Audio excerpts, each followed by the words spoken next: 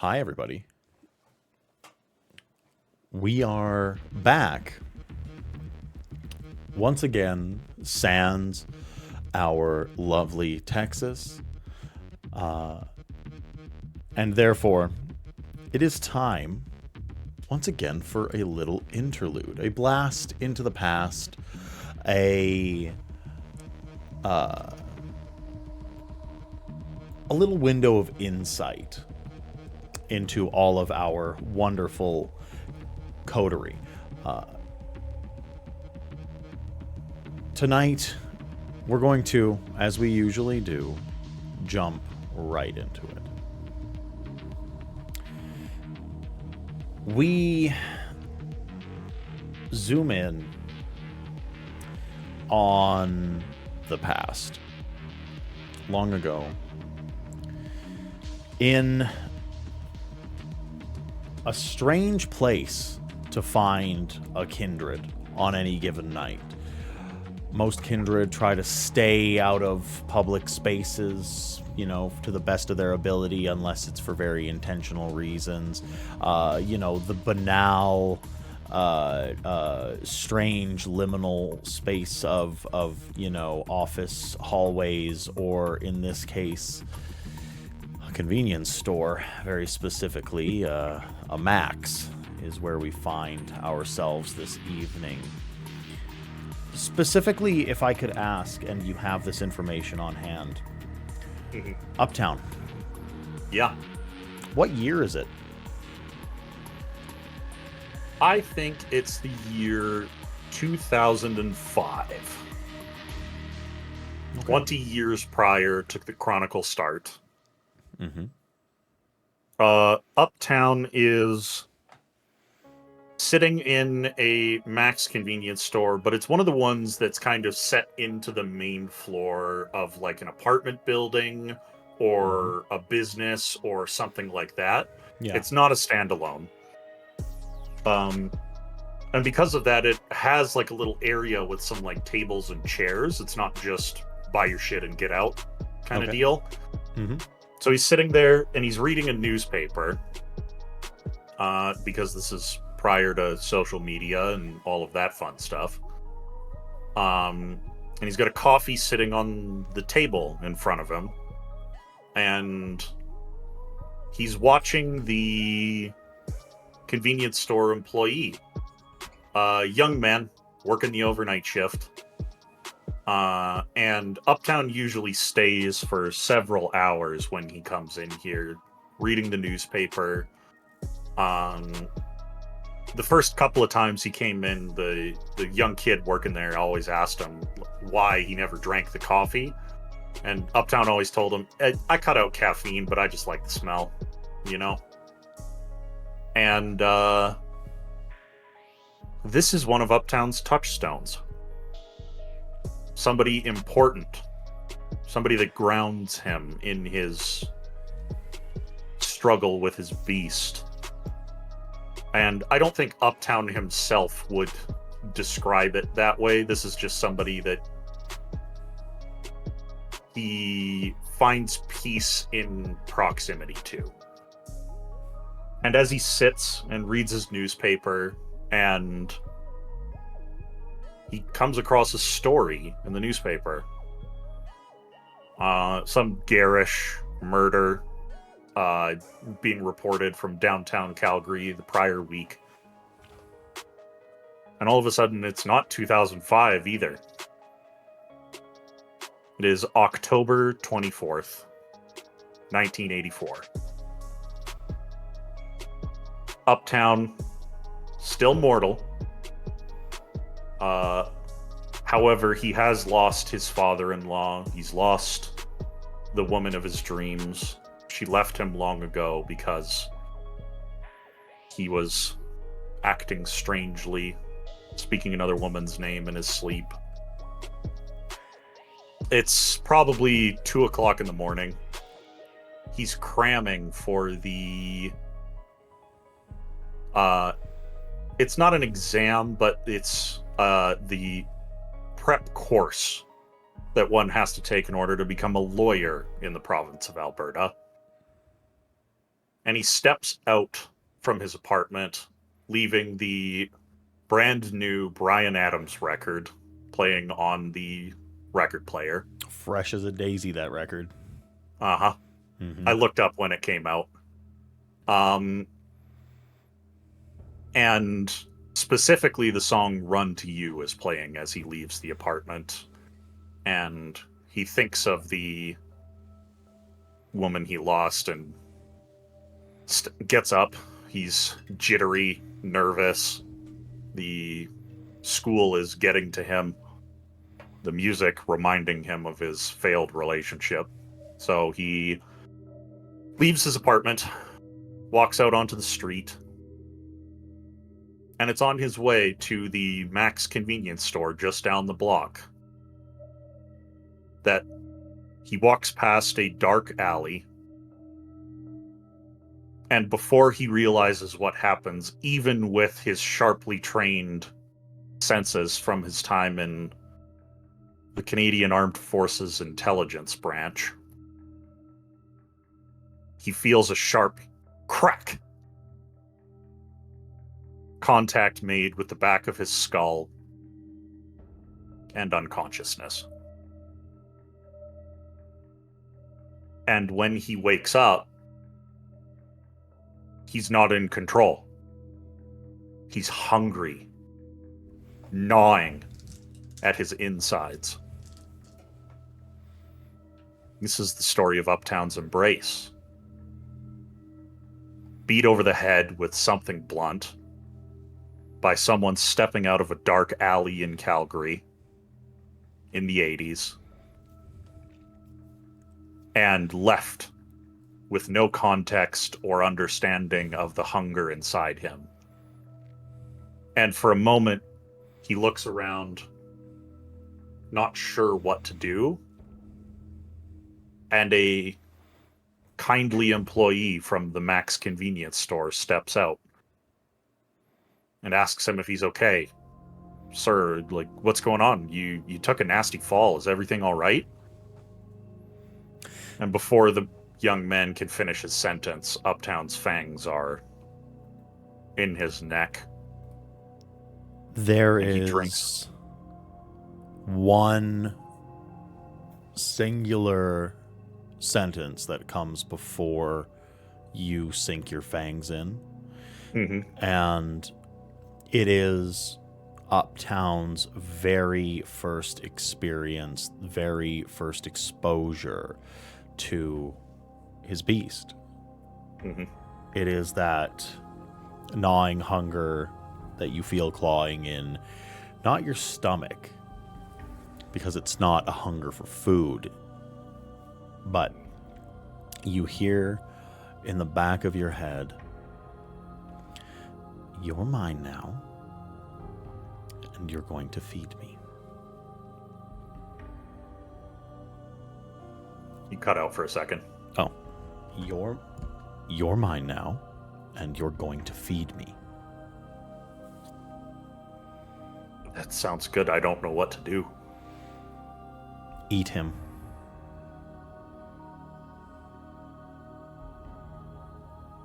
And Uptown feeds. And he does not stop.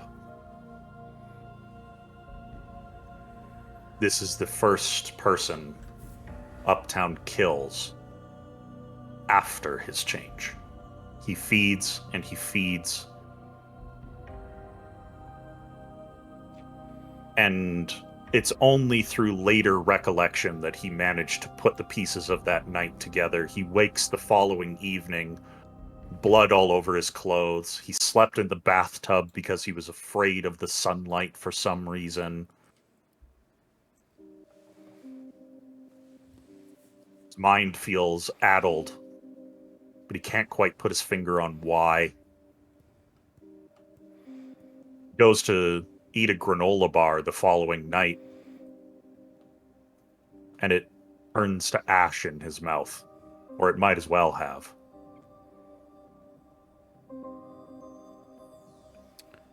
That is the story of Uptown's embrace.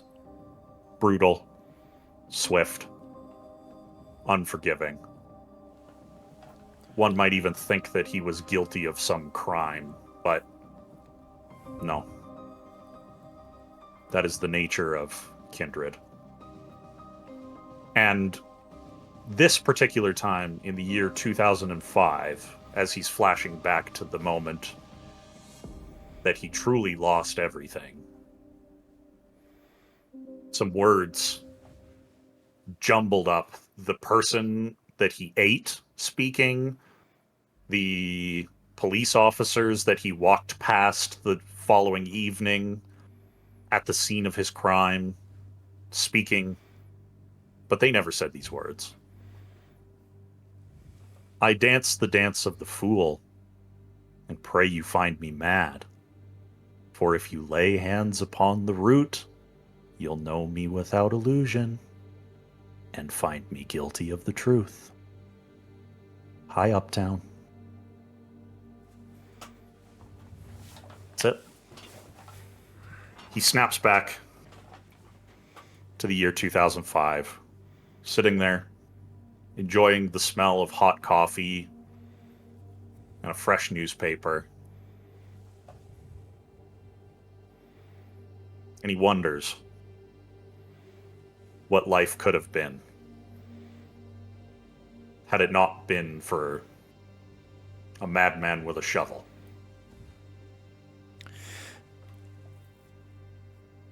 The kid behind the kiosk. You're muted. I am not. Still nothing.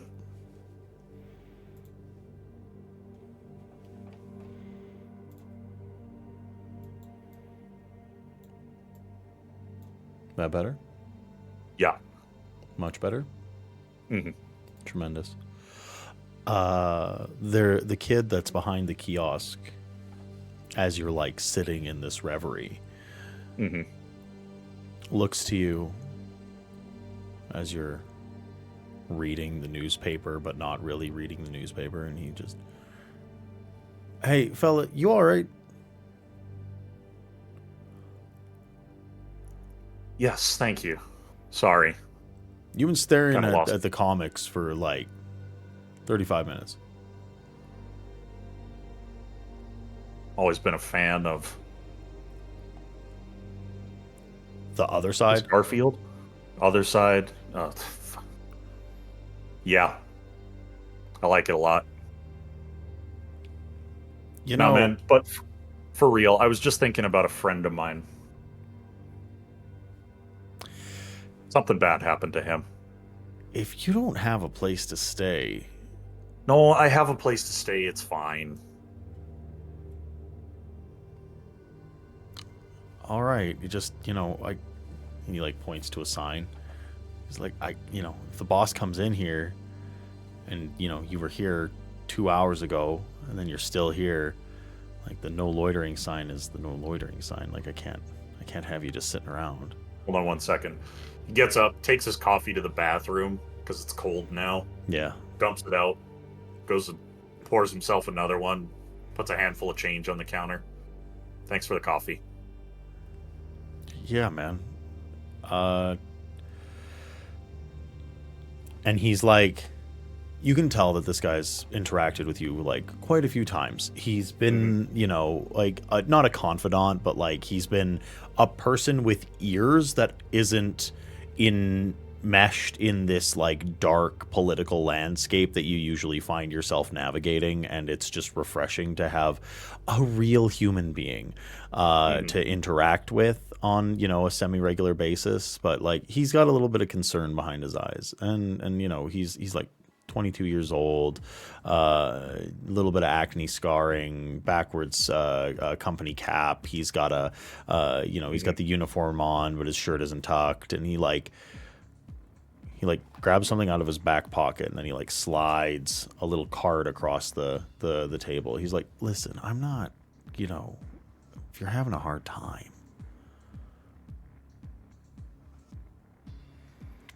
it's like a mental health hotline. Thanks, Ryan. Yeah. I appreciate it.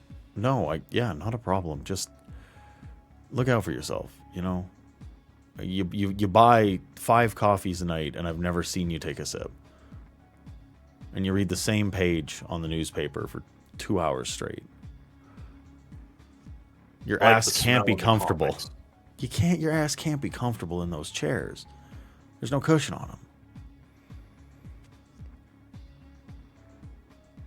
I was in the military once upon a time. This is nothing. Well, you're not in the trenches anymore, man. You're in downtown Calgary. Funny how often I see those two things as the same thing. That's PTSD. But maybe, yeah. Maybe you're right. Maybe. You know what? I'll get out of here for tonight. Thanks, Ryan. You don't have to, but yeah. Anyway, we'll catch you later. Is there a tip jar? There's definitely like a take a penny, leave a penny situation. Like this is 2005. There's like a little tip jar. There's, the whole kit and caboodle. $50 in the tip jar. That's like the most money you've ever produced in front of this man. Usually it's like handfuls of grubby change. And he like looks at this like crisp 50 and he's like, "What are you? Who are you?" And he like takes it. He's like, "Is this real?" And then Uptown walks out the door.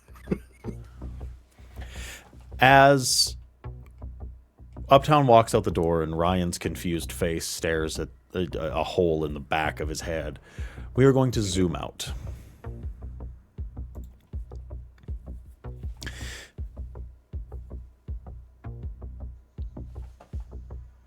Every so often, it is refreshing to check up on the mortals that are in your life, that bring you hope and solace, that connect you and ground you, the ones that give you that reality check, the ones that keep you whole and don't let the beast dig in. They give you something to live for. They give you something to yearn towards. They give you an ideal, a goal, a virtue that you can at least tenuously hang on to, even as this cursed apex predator of the evening.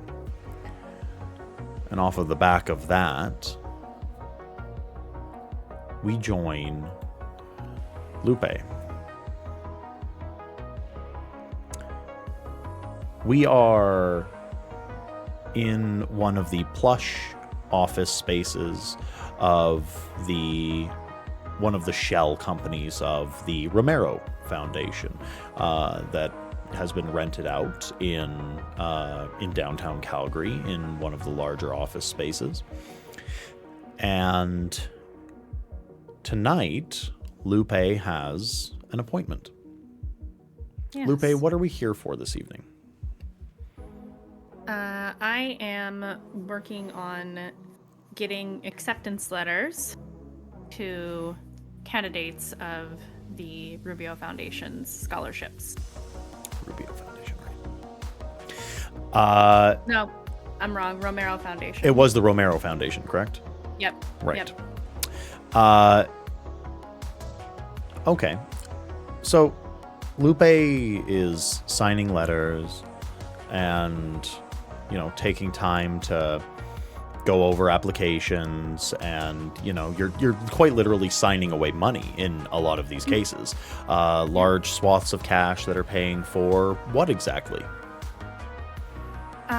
So it's a scholarship program for Latina women and girls who want to seek higher education. There is one letter that has an appointment attached to it. Someone that is coming in not just to finalize their application, but also to get a physical letter of recommendation from Lupe. And this is one Diana Rubio. Can I ask, though, really quickly, when is this? Yeah. This is probably 2023, I would expect, because The game takes place in 2025, correct? Yes. Okay, so yeah, it's a couple of years prior to current events. Yeah. Okay. Late 2023. Yeah, absolutely. So, as you are dotting T's and crossing I's and signing away these swaths of cash and, going over all of these applications, you await and await and await, and eventually you hear...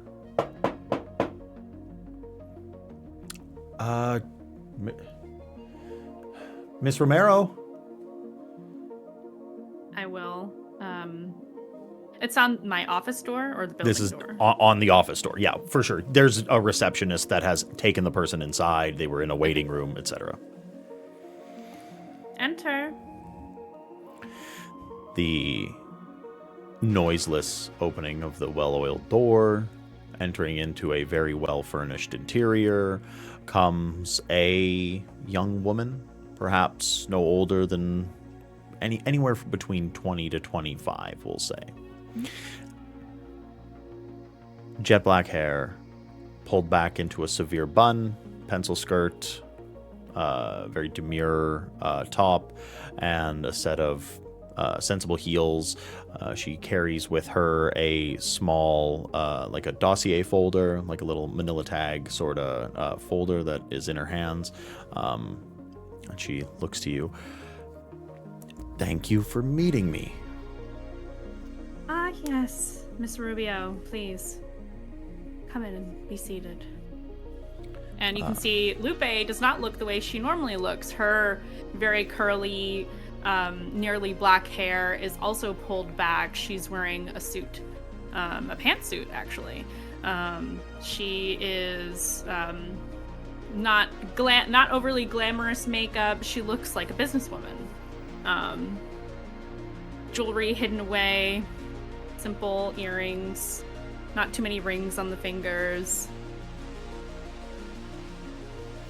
And she will sit once Dia sits down. She takes a seat, and she puts the folder on the desk. So, it's nice to see you. Yes, it is very good to see you as well. Yeah, it was a big shock that I won the scholarship. I feel like I earned it. Yes, of course. That paper Your that I wrote. Academics. Yes, your paper was very good. Your academics, your records are very good. And she flips the folder open, looking at all the information as though she's reviewing it one more time, even though she already knows what's on everything. Okay. Because she already has read it. Glances over it. You have earned everything you have, my dear. You're a fighter. That's why you won. Yeah, thank you. I worked really hard. It was... And then she, sort of stares off for a second. It was, can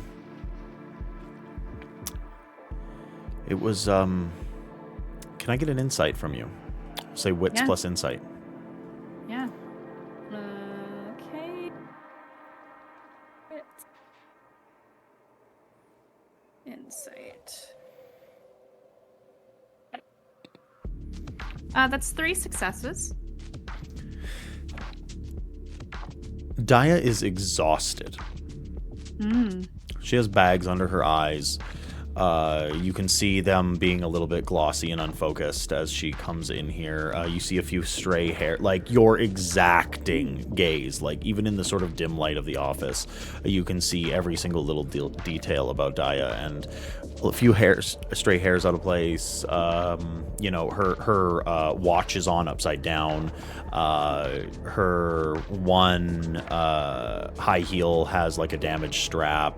She's well put together, but there's just a few hallmarks of someone that has recently or not really been through the ringer. Would you like a cup of coffee? I expect studying up has been exhausting. I would love a cup of coffee. Yeah, thank you. And she'll pick up her phone to the front desk really quick. And ask the receptionist to please bring them some coffee.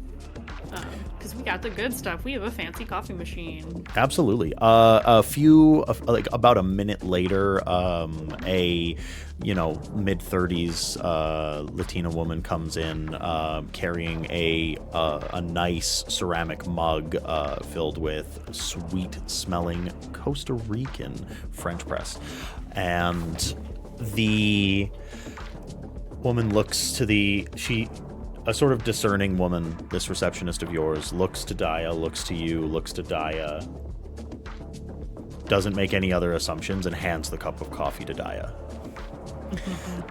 And then walks out of the room.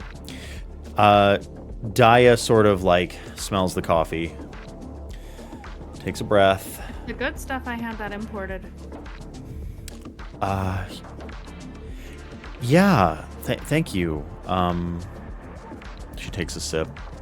The heat sort of invigorates her for a moment. Whew. And she finishes her thought from earlier. I earned this. I feel like I earned this. It's an honor to have won the scholarship from the Romero Foundation. I have struggled and fought and earned, and I've had through your own foundation and several other scholarships and grants and bursaries. I have everything that I need to pursue this education. I don't know how to thank you.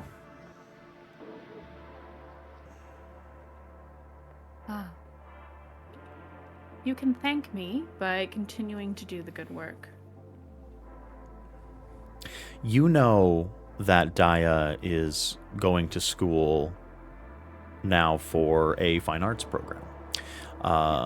She has pursued it for some time. She has had several very wonderful pieces of art purchased by mysterious benefactors for larger sums that have allowed her to create art on a smaller scale and create a little bit of a portfolio for herself to live off of, but if not pay for an entire education. So she... I feel like the camera cuts when you say that to a scene of just Lupe's inner sanctum where those paintings are all over the walls. Absolutely. Some good, some not so good. She has intense talent, very, very talented. Hasn't always. It has taken hard work. It is hard work. Being an artist is not something that's easy. It takes an education. Training, she has learned. Encouragement. Exactly. Inspiration. Money. Yes. And so she sort of shuffles with the folder and she drops it. And it spills out all over the floor. Don't worry. Hold right there. It's alright. And she'll get up and bend to pick up the papers. Can I get you to make a wits and awareness? Yeah. Wits and awareness. Oh no, it's the same pool. LOL. Okay. Yeah. Just one success on that one. Feel free to use willpower. This is a flashback. Okay. I will do that. 2 successes. You bend down to pick up all of these papers for Daya, and you get a scant glance into the little bone white purse that she has just next to the chair. Mm-hmm. And you feel your gut sink just a little bit. You have followed this girl's journey for the entire time that she has been alive. You know her medical history. You know her history with any and other habits. she's dabbled with a few things, but you see a 3/4 empty bottle of Adderall. This girl does not have a disorder that would take an Adderall prescription. This is recreational. I think without hesitation, I am going to put up awe. Okay.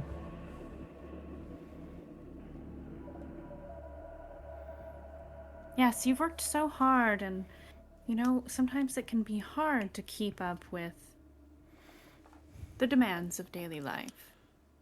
Yeah, I don't get a lot of sleep. Yeah, I can see why. And I will shamelessly take the bottle out of her purse. Mm-hmm. And I shake the pill bottle.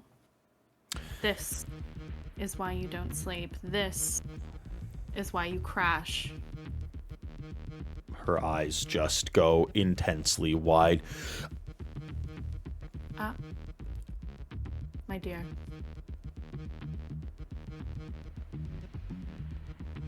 There is nothing wrong with a vice or two. But this can lead to other things that will make you crash out. And since you have just worked so hard to earn your place, I would hate to see you grow reliant on something other than yourself. I just use it to study and to create. There's just not enough hours in the day. Everyone else does it.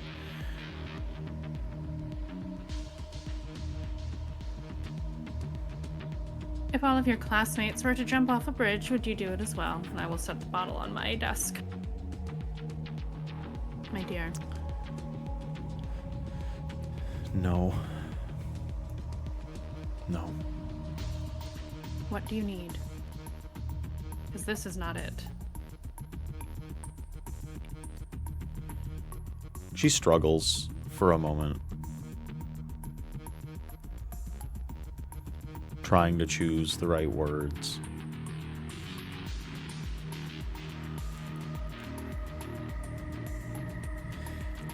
I need a job that doesn't suck and doesn't take up all of my time so that I can actually create. I wake up at, a stupid early time every day, and then I have to cram for the exams that I'm taking, and then I'm doing these art studies, and then I have to get back to, then I'll have a shift that's at that's a it's third shift. I'm doing a graveyard, and then I'm up at so early the next day for class, and how do I have time? How do I have time? Adderall, because you can't stay awake to do your studies or to work.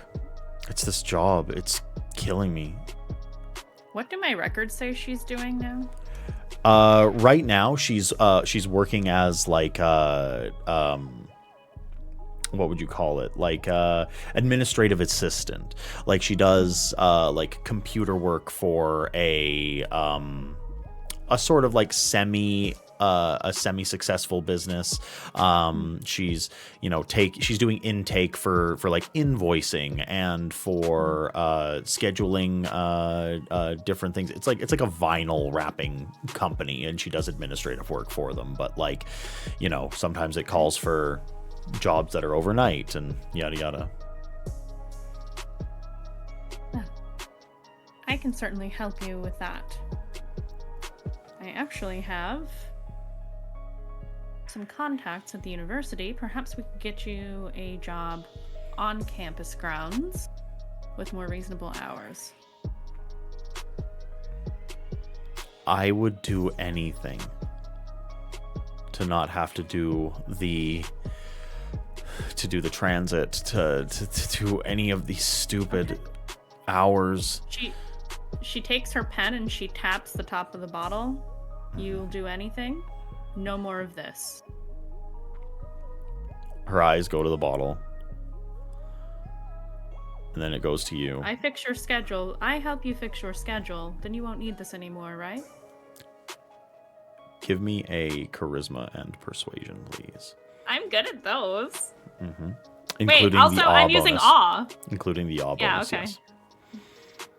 Okay, so charisma, It's going to be persuasion. like 2 fistfuls of dice. Yeah, I was going to say An aggressive charisma, persuasion, and then manipulation and presence on top of that. So, oh my god, I don't have enough dice, actually. Let me open up the dice bag, boys and girls. Best part of TTRPGs, everybody. Math and dice. That's what everybody's here for. That should be on a shirt. Let me open up the dice bag. Yeah, let me open up the dice bag real quick, you know what I'm saying? Okay. Alright, let me try that again. Okay, so charisma, that's 7 plus 10, that's... And then presence is another 3, so 13.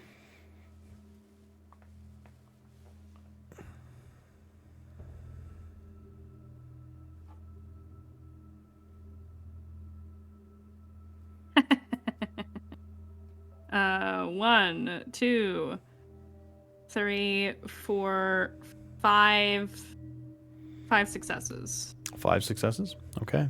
Yeah. We'll see.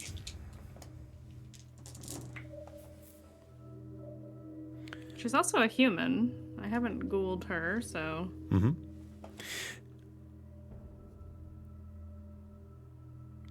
There is a moment of hesitation. It seems through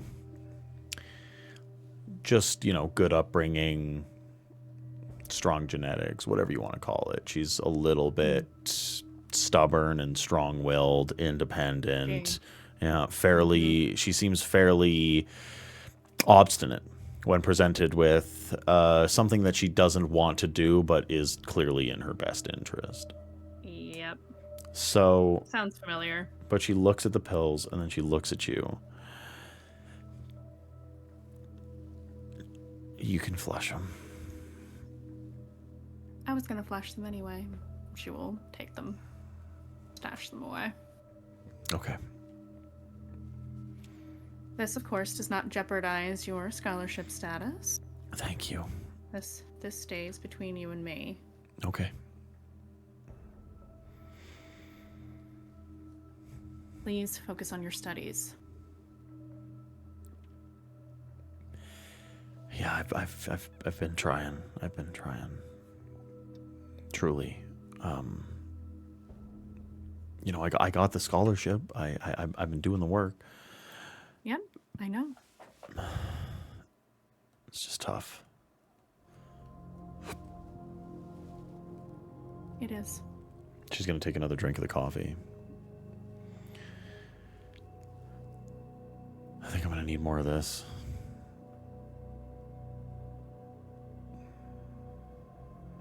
Well, I can give you some if you'd like. I'm sure we've got a spare thermos somewhere. I'll take a thermos of your coffee, yeah.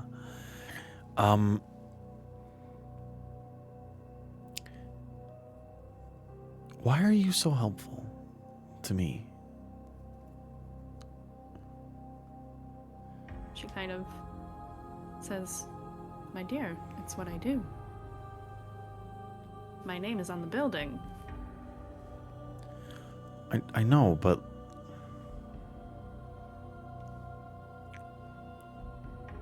I know the other kids that have gotten the scholarship.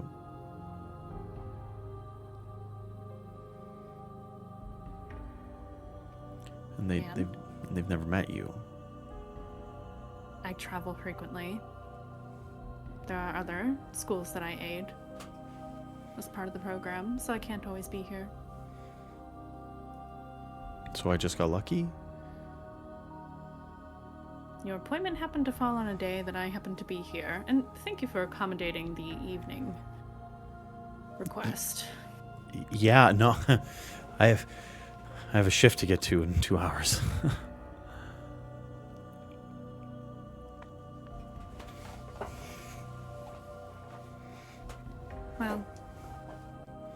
won't have to worry about that job for too much longer. I am very confident that I can find you a job on campus. I heard rumblings of an opening. Okay. Okay. Thank you. The university will contact you about the opening. Yeah, you have all my contact info.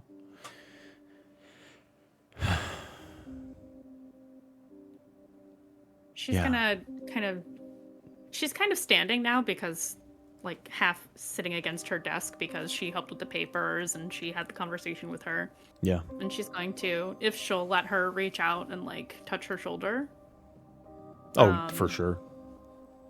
And just say, you know, maybe it's because you remind me of my daughter a little bit.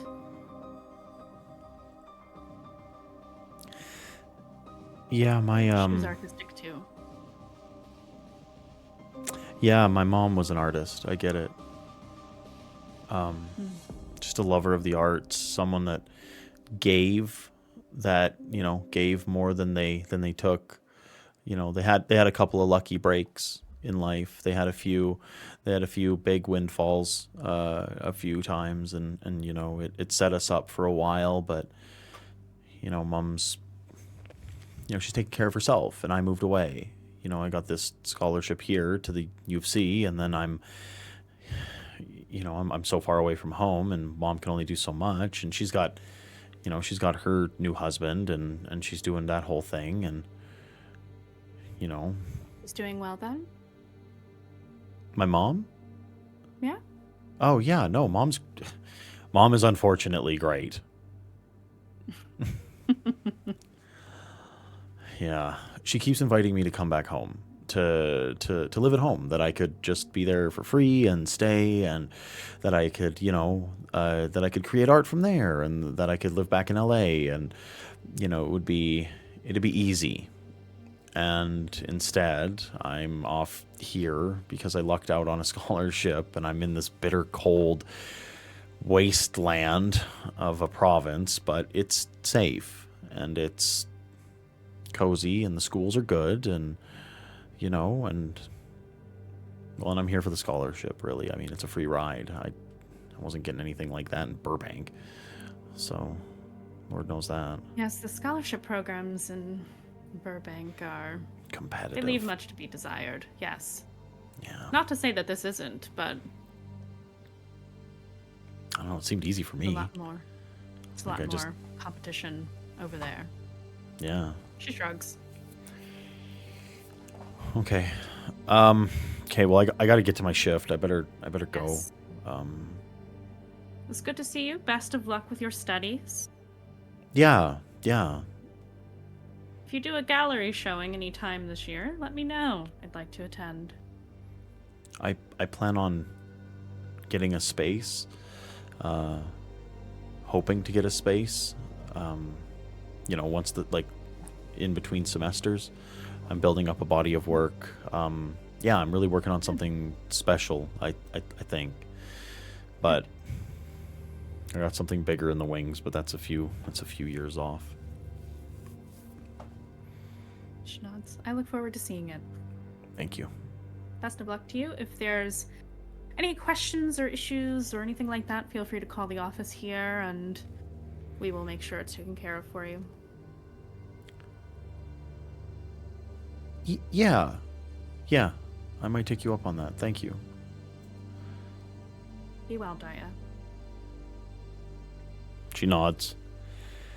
She picks up her purse, sighs, sort of half embarrassed that it even happened, and then she gets up and walks out the door.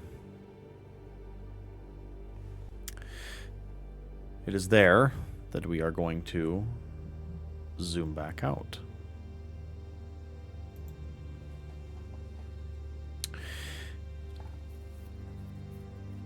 Now, sometimes you reach out to touchstones for information. Sometimes you just need to reconnect with the people that are around you. There's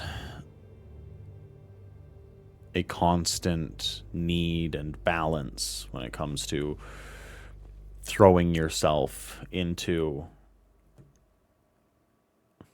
that morass of politics that is Kindred existence, and then the so very necessary web of contacts and influence that is Kine society. And tonight we are going to the University of Calgary.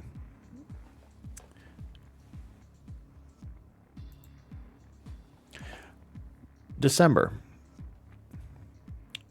Correct me if I'm wrong, if this isn't where you would be meeting, but I'm fairly certain that an appointment would have been made with the dean of the University of Calgary, and you would be found within his office. Does that make sense? Yes. Okay.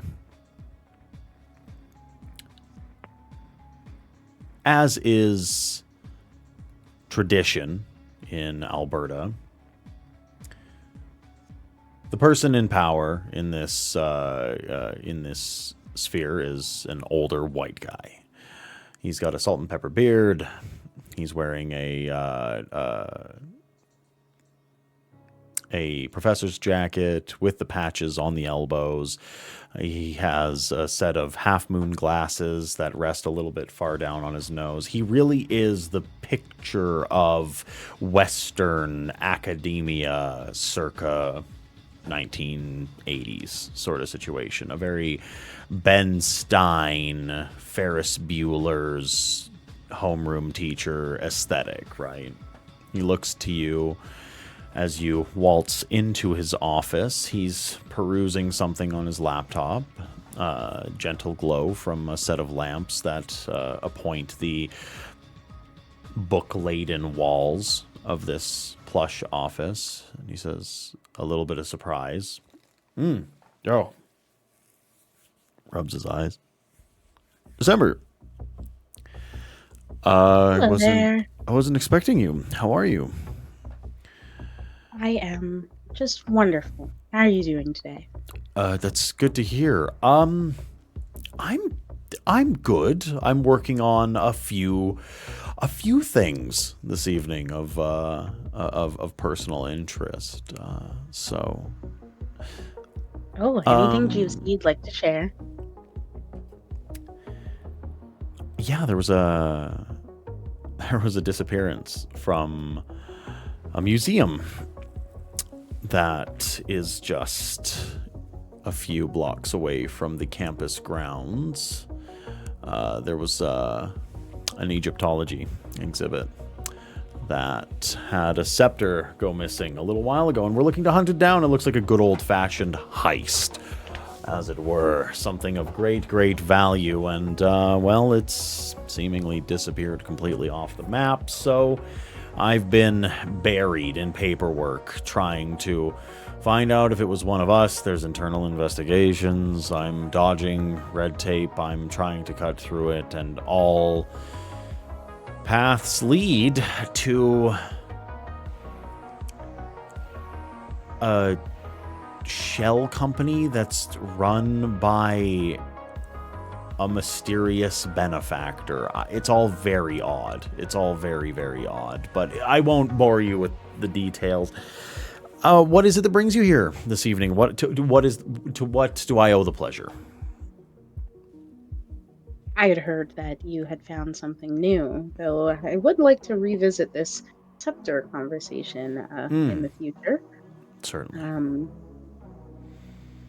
I heard there's been a discovery. I'd love to hear about it. I am still building up my opportunities for more field research, so I was hoping that you'd be willing to chat. I have a feeling that you aren't talking about the new aquifer research that's happening in southern Saskatchewan that we're founding. It's a new discovery. It's a new discovery. The heat signatures that we're getting from the 350 to 450 foot range, within that entire Saskatchewan I'm sure aquifer that's basin. very exciting. To It is. some. It is. The interested in much geothermal more. potential is there. All we have to do is tap into it. It could be a new wave of energy for all of Western Canada. I'm boring you. I can see it on your face. I am boring the absolute hell out of you. You're here for the book. Of course. You know that my interests lie specifically in ancient artifacts that are written Yeah. or drawn. Yeah. Okay. And so he stands up and he offers an elbow. Well, my dear, do you want to go and see it? Of course. Ever the gentleman, I appreciate it. And she'll put her hand on his arm, humor him as she heads over. Tremendous. He grabs a cane at the entrance to the door, and he starts making his way towards the archaeological wing of the university. And he leads you, and he tells you a story as you're going. He's like, have you ever heard of the Voynich manuscripts? Francis Bacon, those calfskin documents that were penned apparently in 1300. I promise it's relevant. I'm gonna say December probably has, but rather than saying that, she's going to say, no, I would love to hear more. So the document that we found is very, very similar. It was in the hands of one of the theological institutions in Western Europe. It was an offshoot of one of the cloistered circles that are attached to the Cologne cathedral. And upon acquisitioning it, they found that they could make no more progress with it, and that it wasn't actually a holy text at all. They thought that it was written by Capuchin monks in Turkey a very long time ago, but as it turns out, it was actually penned by someone completely different. A mysterious figure. There's notes in the marginalia that are written in cipher. And it seems that the entire book that we have is similarly written on calfskin. Do you know what that means? Similar time period, potentially similar author. It means that we can carbon date it, and we have. The documents that we found push it back from what we thought. We thought that document was penned in 1100. That's what we thought. Remarkably good condition. Written by monks. A religious document. We're pushing back to 400 AD. We're pushing back to Cappadocia. We're going back to the fantastical age of the cave-dwelling citizens of old Anatolia.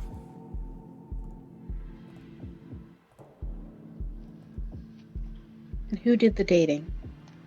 Just to know how accurate it may or may not be, if I've read some of their work. Well, you see, I couldn't leave this in the hands of an amateur. I did the process myself. I had someone go back over my work. It's accurate. It is accurate. The script is written in places using characters and nomenclature from Anatolia, from the Cappadocian That's region. a discovery. It is. It is. But it's written in cipher, my dear. And then as you two get closer and closer, he sort of gestures to the exhibit. Now, we have a fragment sitting in the exhibit because we have the actual larger document ourselves being studied, but what this means is that this is very, very likely connected to the hidden city that is underneath that community in southwestern Turkey. That gigantic, the biggest necropolis the world has ever known, is where this document came out of, and it is written in cipher, and it is penned on calfskin. It is using inks that we cannot identify. The city of Kimakli. Well, having heard of such, only a few such discoveries before, it would certainly be a pleasure for me to take a look if you have the time. I can count on one hand the amount of people that I would allow access to this document, and you're on it. Absolutely. So please. It's much appreciated. You do see as he's like leading you past the exhibit, and you look over to the page, and just at a glance, can I please get an intelligence plus occult? Oh, sure. That's gonna be...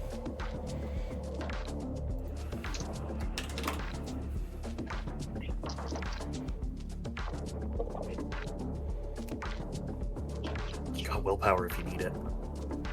And I certainly do need it. So I shall be. Nah.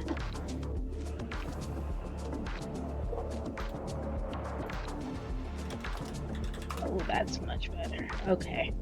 4 successes. 4 successes. Yes. You walk past the slow gait of the dean, giving you ample opportunity to peruse with your peripherals and a little bit of direct, sort of looking to the side. Oh, you're very, very certain that you're familiar with the cipher being used.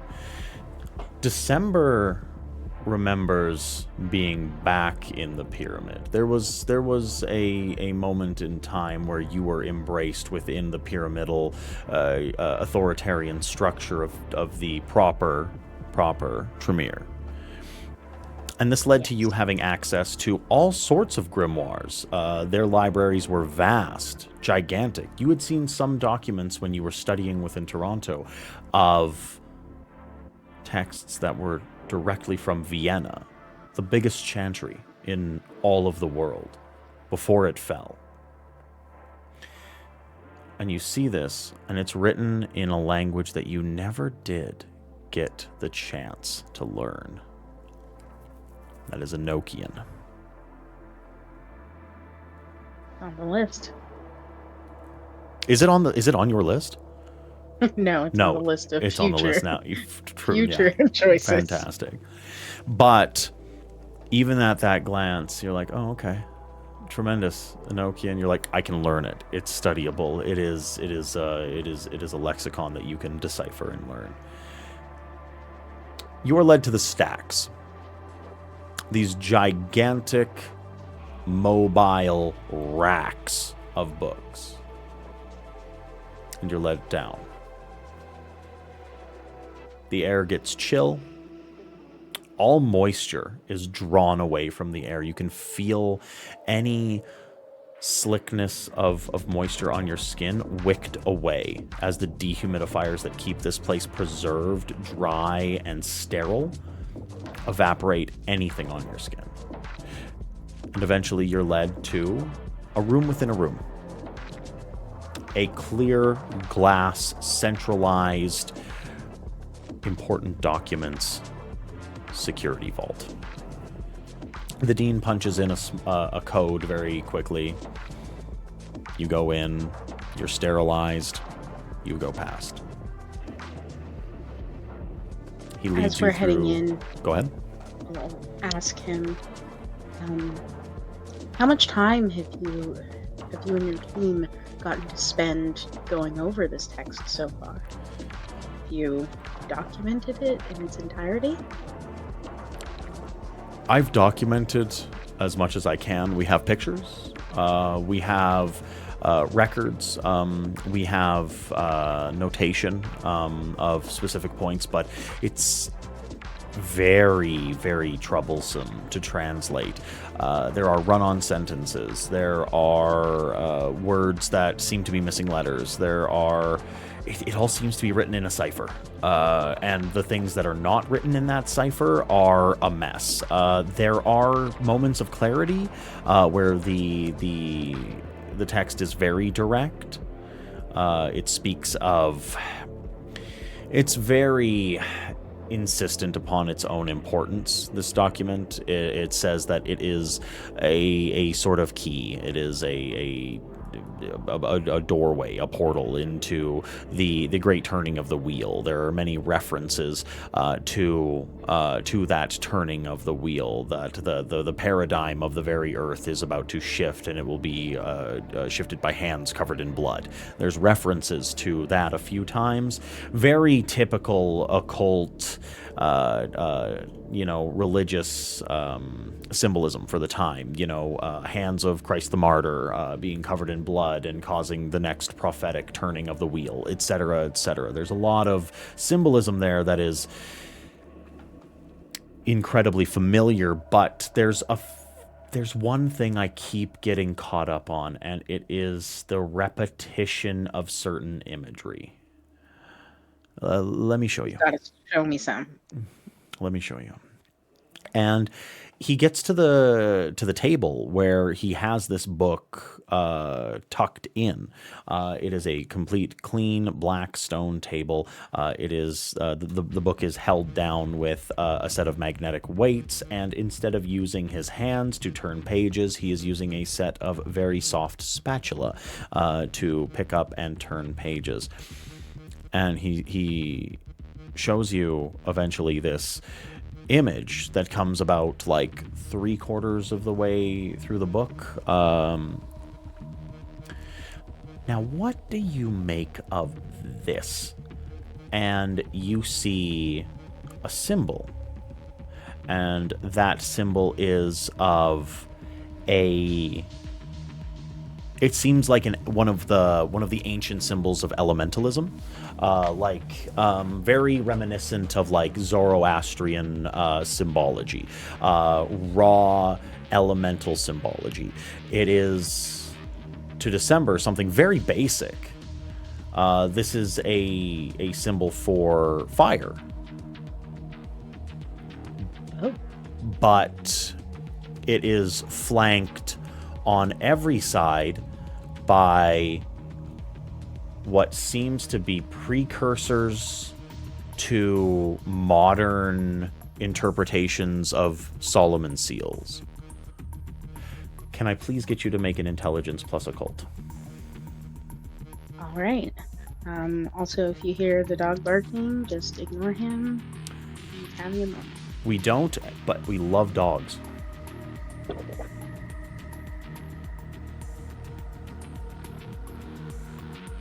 4 successes.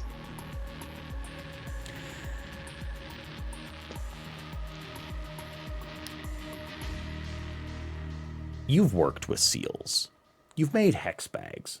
December is, in no uncertain terms, an occultist, a pagan, a witch, someone who works with runes, someone who works with sigils, with seals, with materials, with all of the accoutrement of spiritualism in its whole. You are flexible. You've seen all of these things from all walks of spirituality, and you have this light bulb on moment. That is not a seal like you first thought. Those are, in no uncertain terms, location markers. You've seen in books before coordinates. You've seen in the modern day things that point towards that point towards, like, your latitude and longitude.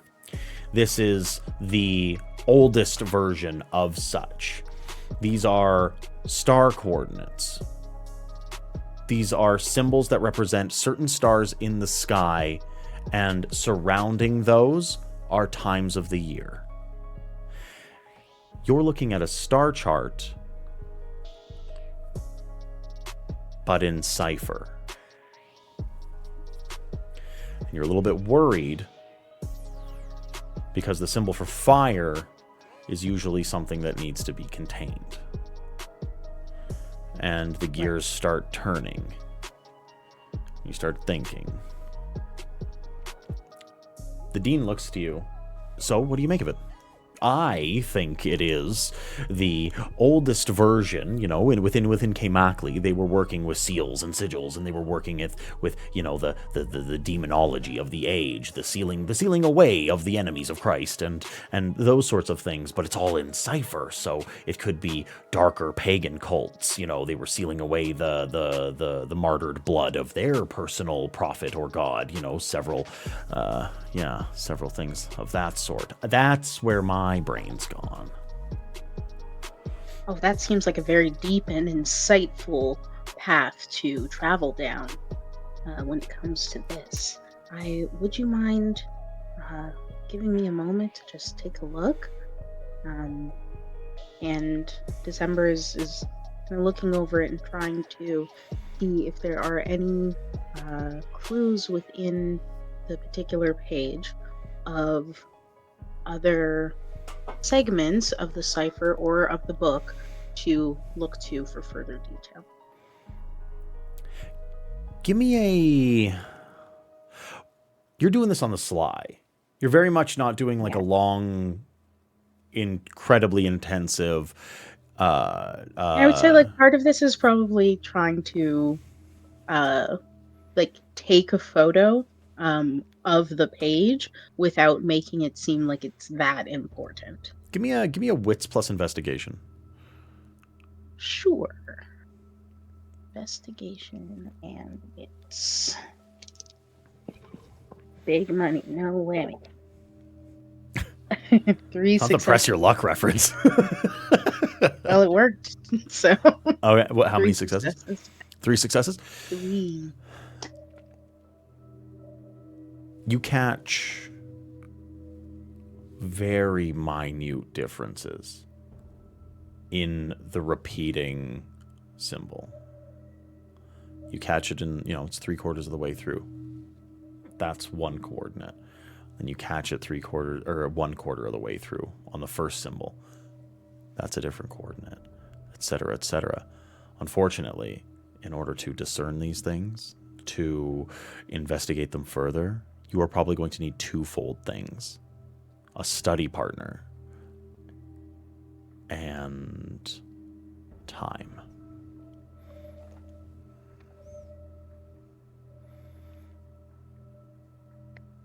This is very interesting, and I think you may be on the correct track, Doctor. I think this is reminiscent of some research that I've read from my old mentor, and if you would allow it, I would love to spend more time with this text. He thinks about it for a second. As long as you share your notes with me, I could capitulate to that. I would allow it. Of course, I don't do publications much these days, so all of that would fall to you. It might be valuable in your future here at the university to have a little extra boost. Yeah. I'm just in it for the love of the knowledge. And that's what I love about you. You've always been a voice of reason and passion in the space of academia. How about I provide you with the digital copies of the document, and then you can go over it on your own time. And then if you need access to the actual book, just make an appointment and we can get you in. That would be lovely. Okay. I think that'll work just fine. Would you prefer to provide a thumb drive, or are you going to email me? I'll just email it to you. It's fine. These will all be public domain soon enough. It's just we'll have to fine tooth comb it and publish it. Like, you're not going to use this for, like, your own insidious publication. So I'm really not worried about it. Of course not. Of course not. How long until you're looking at publication? I'll look forward to reading that. Oh, I'm probably a year out yet. I have to. I mean, like, and that's if everything goes ahead exactly as I need it to. That's if I actually get through this entire book and I can translate it properly. At the moment, I'm only about 75% of the way even. Translating the book itself, let alone the cipher that's attached to it. But I mean, cipher breaking technology's come a long way. I have very little worry that we aren't going to break it within that timeline. Understood. Well, I appreciate so much you letting me take a look at this. I haven't seen something so beautiful in years. Well, if there's anything else that you ever need from me or from the university, please, I'm at your disposal. You've done a great many works for us, and, I appreciate you. Of course. One other question, just while I'm here. Yeah. You had mentioned about the potential heist, the missing scepter. Oh, yeah. Do you have any images of that? Any images of this? Oh my gosh, yeah, many. If it ever shows up again on anyone's doorstep, if it isn't sequestered away in somebody's incredibly well guarded private collection, we'll know about it in no time. In fact, and he gives you the name Pretef. It is Pharaoh Pretef's royal scepter, and he just tells you to go ahead and Google it. He's like, you'll find all sorts of images of it. Thank you very much. Yeah, of course. All right. Well, one thing I will mention, should you ever be in the unfortunate situation of needing to raise funding, some of the artifacts you have here are extremely valuable. I have many connections that would be willing to expand on their collection. If you're ever looking to let anything go, give me a call. What do you mean by that?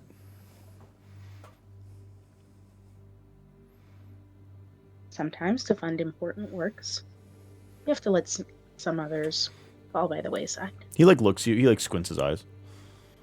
He looks you up and down. How'd you know we were having funding problems?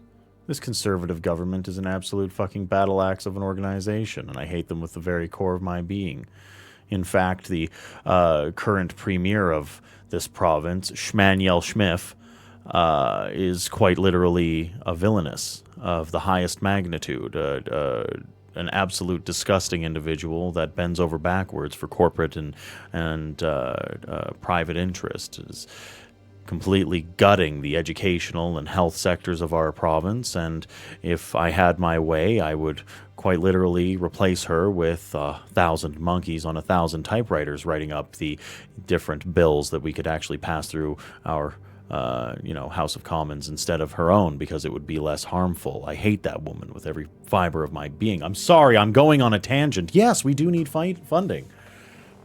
Of course, you're right, and, well, we'll talk about those monkeys again later, but I'd never want to see such an important institution have to bow the knee to someone like that.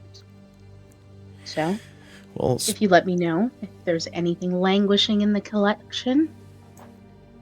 I mean, there's several pieces within that Egyptology exhibit that's waiting to go. I mean, without its pièce de résistance, we are sort of, the the entire exhibit sort of falls apart. So, if you know anybody that's looking to purchase Coptic jars or, old clay tablets or, or even a mummy for their own display, I mean, we could potentially make a deal. Excellent. Include that in the email, thank you. Okay, I will. Oh, holy, it's late. Let me get out of your hair. I should get back to and, studying, yeah. We'll talk again soon. Thank you for having me, Dean. Of course. And December makes her way. You receive the email a short time later, as well as the purchasing details for the different pieces within that Egyptology exhibit. And yeah, you make your way back to your shop. Now we are going to. I will say Go ahead. one final thing is Please. upon receiving that information, December does touch base with Lupe about the artifacts. Yeah, right. So Yeah. that is a future tag for later. Absolutely. No, absolutely. Okay, and then we are going to zoom out from December. Well, folks, we are right around that halfway point. So we are going to take our human break. We will be back in 10 minutes. Everybody have a fantastic little break. Get some water. Tell your local congressperson. Tell your mom. Tell your dad. Tell your garbage collector. Tell your tell your tax man. Tell your neighbor. Tell Brendan. Tell Brendan he looks great today. Tell me I look great. Yeah, tell Brendan he looks great. You're allowed to lie today. All right, we'll be back in 10 minutes. Y'all have a fantastic break. Welcome back, everybody. Right back. I hope you told your local congressperson. And if you live in Alberta, I hope you told them something mean. But yes, let's get back into it, shall we? We now join once again with someone who is trying to reconnect. Trying to foster that humane landline to their own existence. Deacon, where do we find you?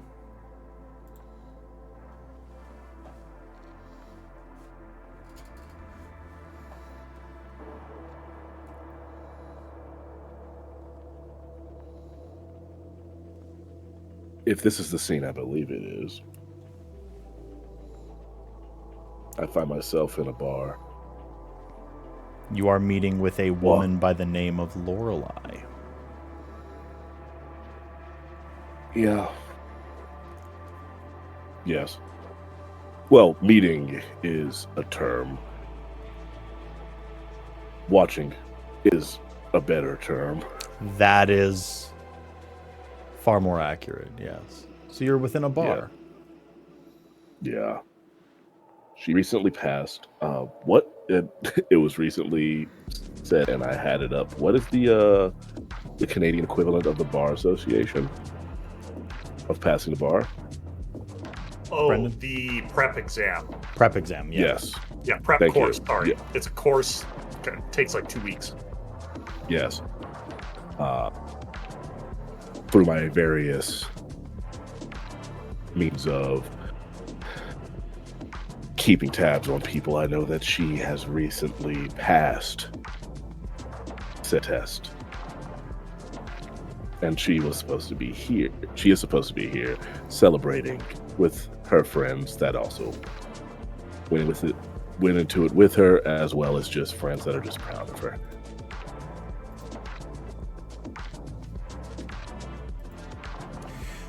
So you see she's having a fantastic time.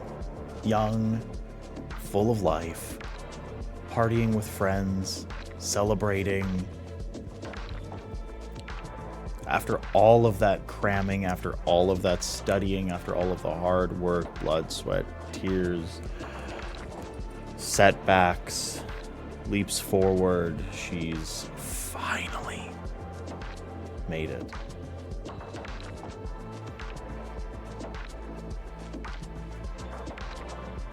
I sent bottle of champagne to the table. Okay. And I do offer to, and I will cover the tab. So, Okay. it's all on me.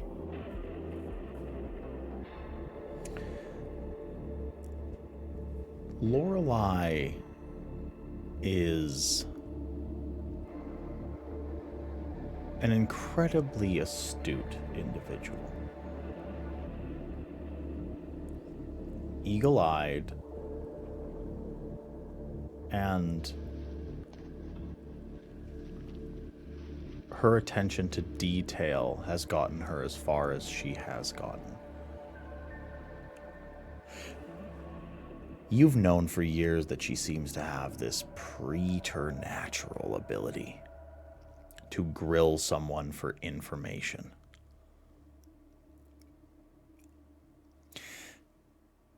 You watch the bottles head over to the table. And then you see her a very short time later trot up to the bar, card in hand. You read a little bit of lips. I'd like to pay my bill. Oh, I'm sorry. That's not going to be possible. It's already been taken care of. You see her eyes dart across the room. Her gaze passes you, but you are the absolute king of nonchalance when it counts. And yeah, this probably should have been a time when it counted. Then you see her gaze come back to the barkeep. And you see that steely gray stare pierce that man as if he had been struck by a sword.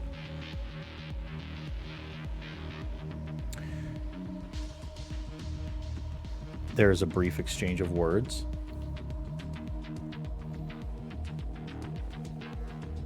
And then the man points at you.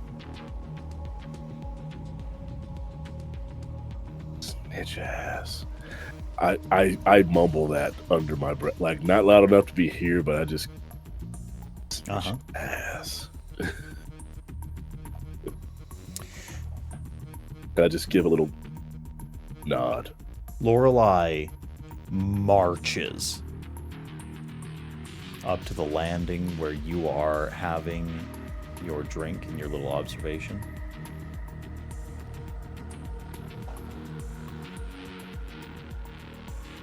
You bought our drinks?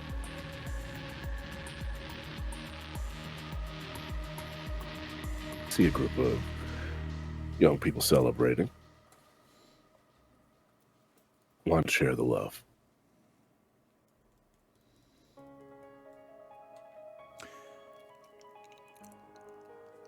Why?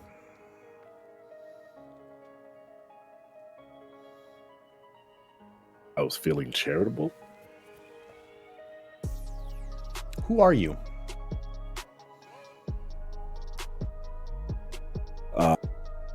My name's Deacon Hill.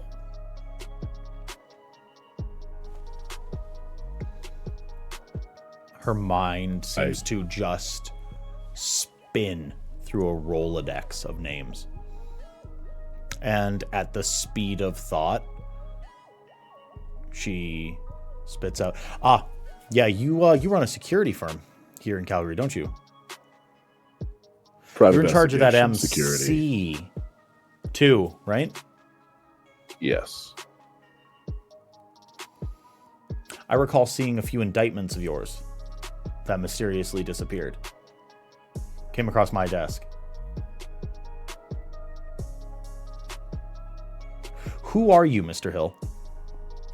And why are you buying me and my friends drinks?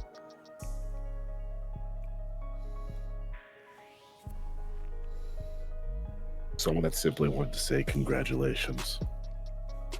You seem to be celebrating something.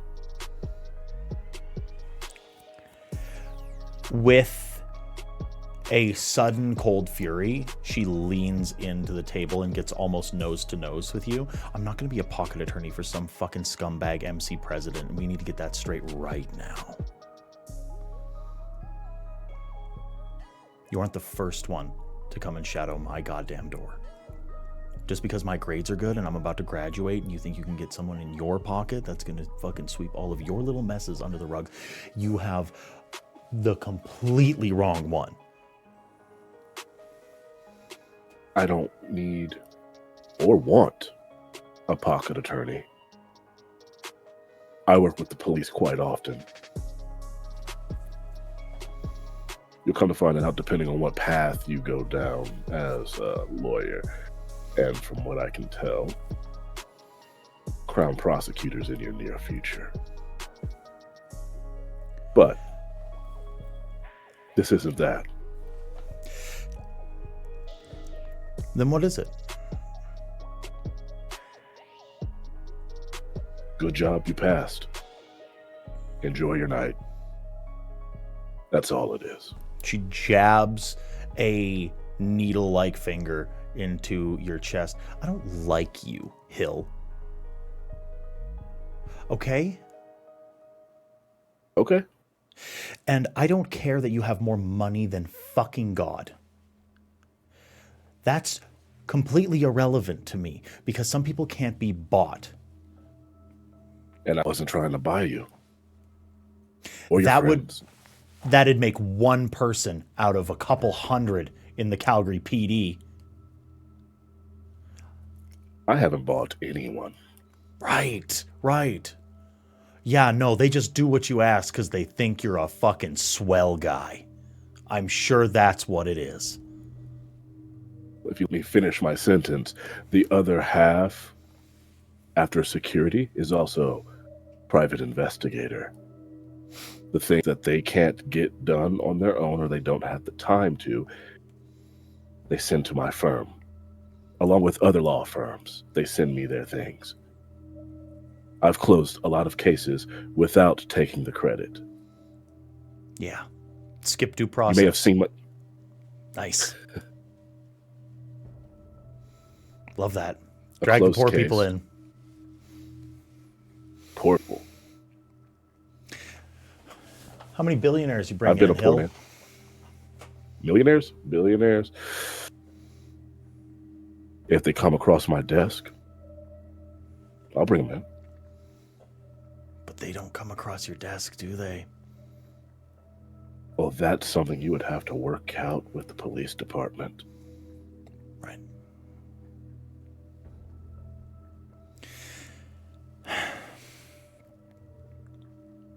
A job's a job.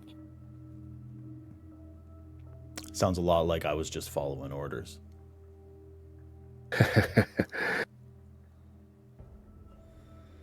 Well, when I'm turning in people running guns in a country where running guns is illegal, sure, I'll follow that order. When I'm bringing in a man who beats his wife, yeah, I'll follow that order. When I want to buy a round of drinks for hopefully some of the best lawyers that this country has to offer because they passed the test, I'm going to do that.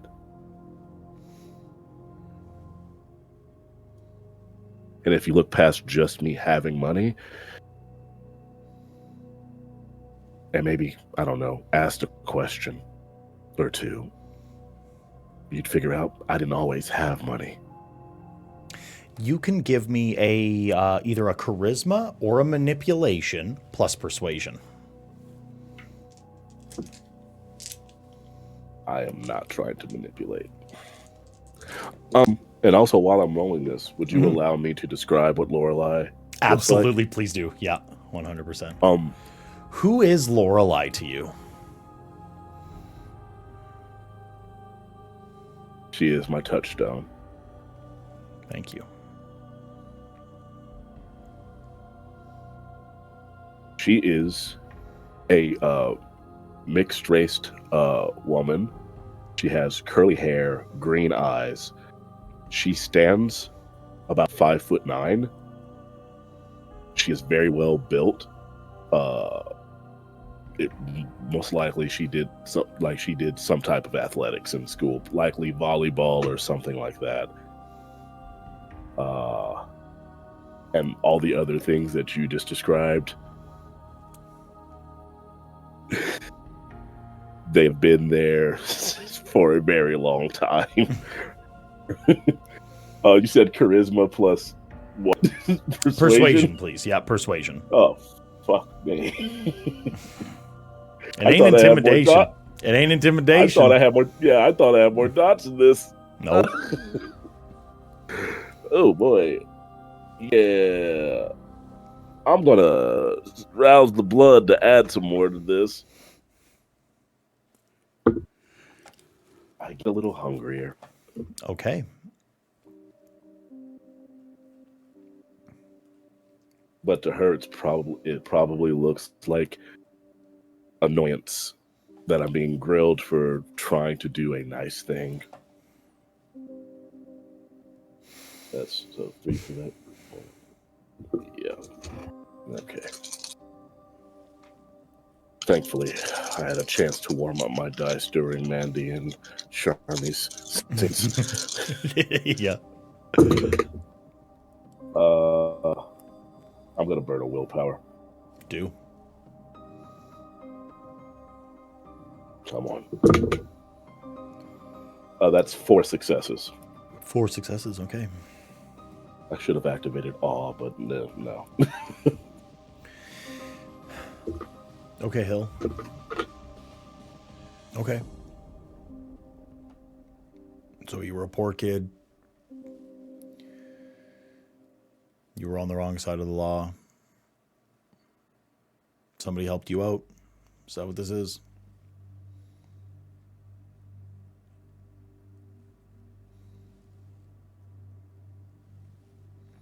Eventually somebody helped me. But most of it, I was alone. Okay. But like I said, what this is was I saw a celebration. I just wanted to pay it forward. I don't want you in my pocket.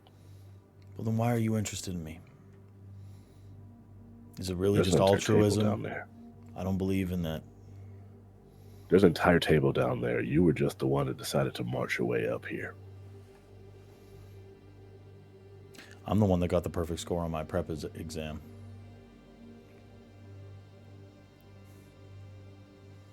Well, damn. I had news to me. All I knew was that there was a celebration. Right. You dropped all the lawyer lore.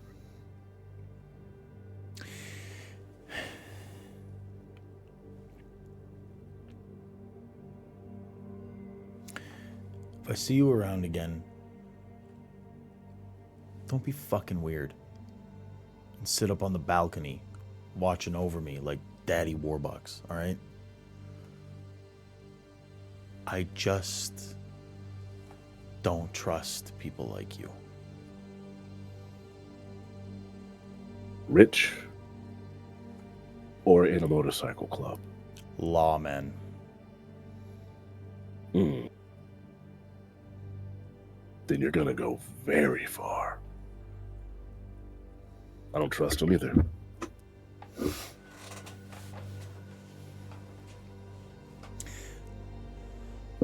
Okay. And she's going to turn on a heel and go to sit back with her friends.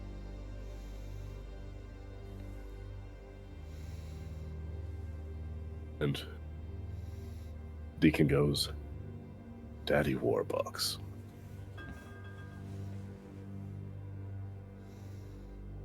Both names are true in this instance.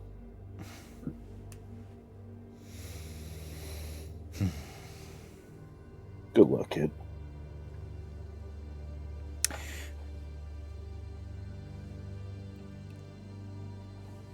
We are going to zoom out from Deacon.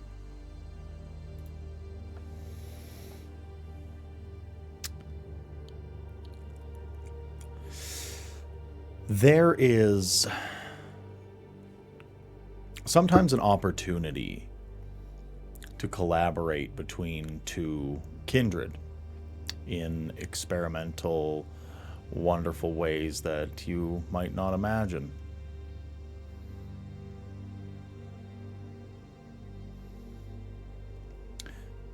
when two kindred get together,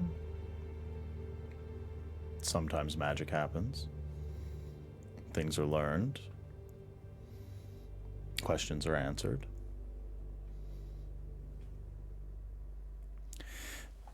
Lupe, Uptown.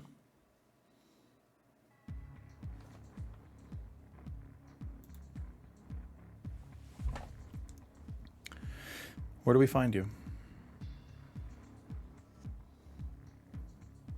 I think Uptown. The first thing, we're gonna set the tone for this scene, and that is Lupe texting Uptown the directions to the temple. Yes. Oh, come on. Hold on. Where is it? Got it here somewhere. There it is. Are you looking for your ringtone for Lupe? Yes, I made a list of the ringtones that I have for every single person in the coterie. I think I know what it is. Yeah. Is it Maneater by... Yes, Hall that's the and one. Oates? Yeah, it's Yeah. Maneater by Hall and Oates is the song Mhm. that comes on for Lupe. I didn't even look it up. That was just I my know. assumption from everything about Lupe. Yeah, yeah, exactly.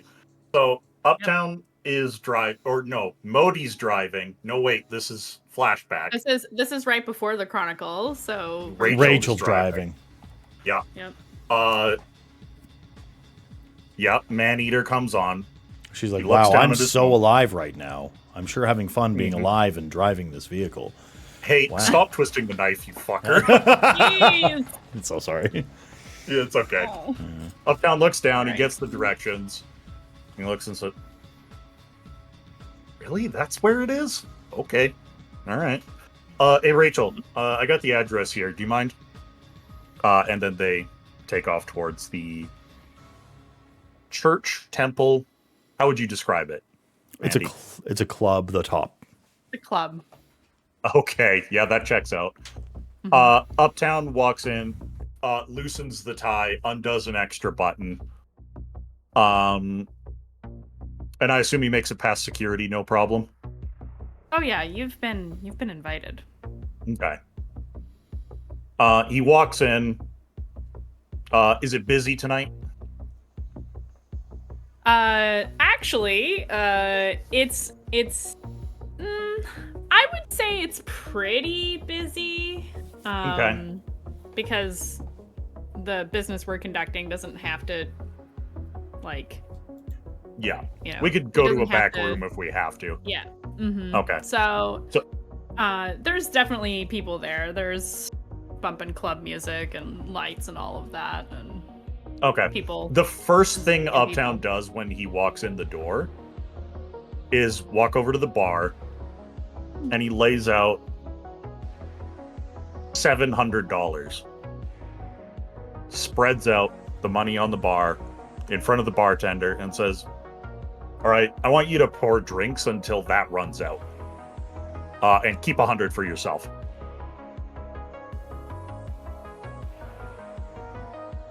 And then I'm sure the bartender is like, Mhm. Yep. Then Uptown is going to make his way to wherever Lupe would have invited him to, presumably a VIP area of some sort. Yeah, so I'm gonna describe Yeah, the go for it. temple a little bit. Please it's do. funny because that's literally the name of the club.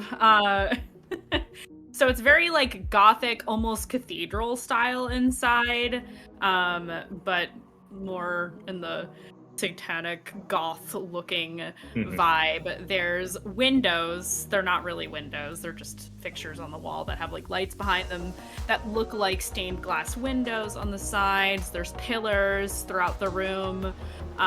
There's little side booth areas that can be covered with like a little curtain, a dance floor, a DJ booth, a couple of bars.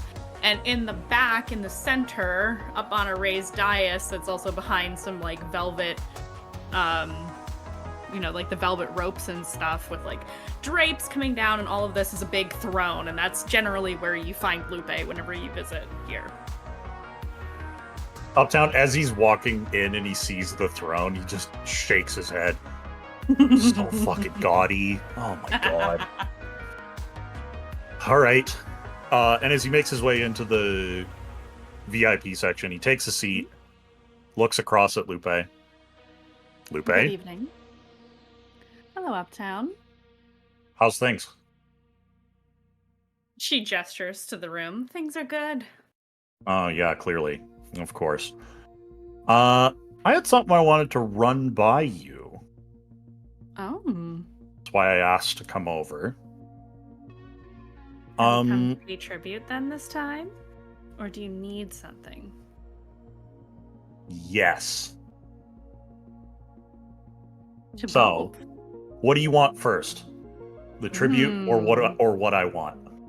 She just kind of leans forward a little bit. Mhm. Oh, I don't like to live in suspense. Tell me what you want. I want you to teach me Protean. She like raises her brows like, oh, Mm-hmm. a little tit for tat, a little lesson in some of my trickery. Mm-hmm. I can do that. Yeah. Point of order. You'll have to teach me. Go ahead. Point of order. The name for Protean takes just a moment to click for Lupe. You've heard it called... What do I know it as? You know it as Serpentis. It is gaining the visage of reptiles and animals and serpents, but you're aware that most call it Protean.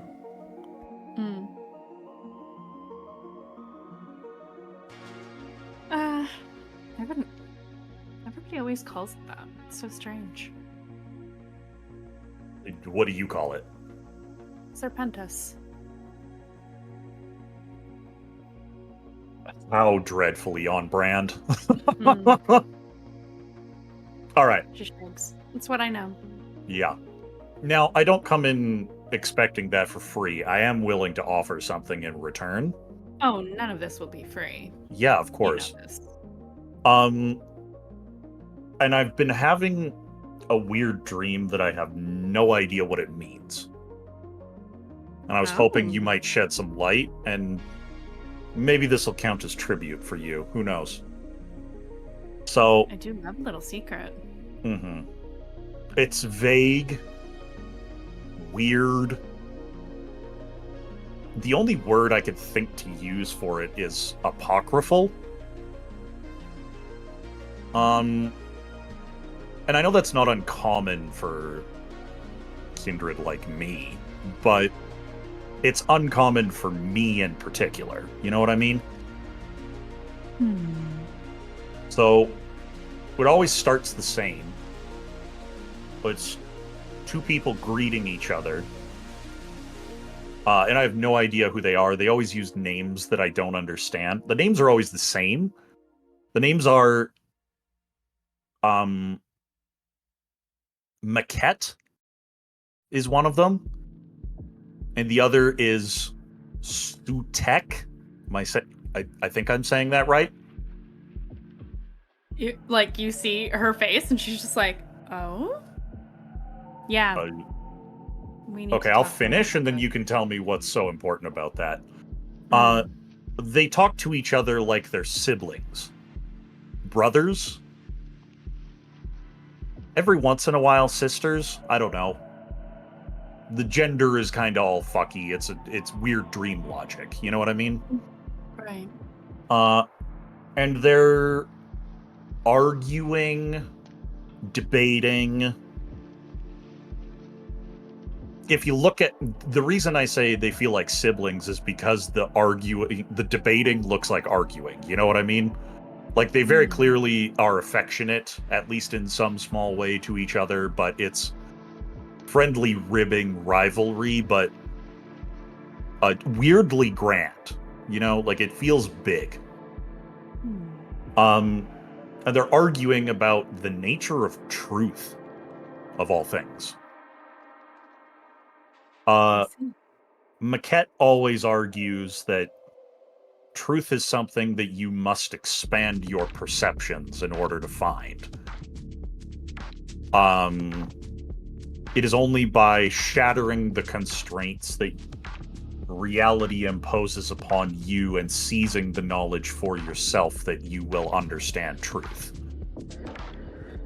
And conversely, Sutek argues that truth is inherent inside oneself, which makes no fucking sense to me.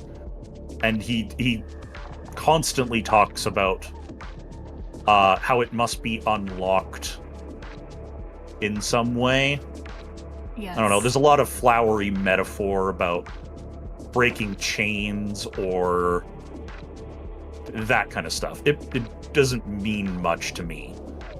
But that's a dream I keep having, and I started having it the more I hung out with you. So, does that mean anything to you? Storyteller, how familiar am I with Maquette? I know who Sutek is. There is, if nothing else, one thing that your former mentor, your Mala, your sire invested you with, and that was intimate knowledge of Sedite faith. Yeah. It was something incredibly important to him, all of the portents and prophecies and incredibly vigorous, deep delves into the ancient texts. Maquette was Sutek's brother. Sister, what you know is that there was originally such a very intense bond between the two of them. Inseparable, powerful. They ruled over Lower and Upper Egypt. The Nile was not the great separator, it was the designation of where one ruled and then the other ruled. They ruled together, and they would try to one-up each other for how good that they could treat their population and how righteously they could create the lands beneath them. At some point, there was a third party. And that third party caused a schism. You don't know what it was, but it tore apart the siblings, and Maquette died.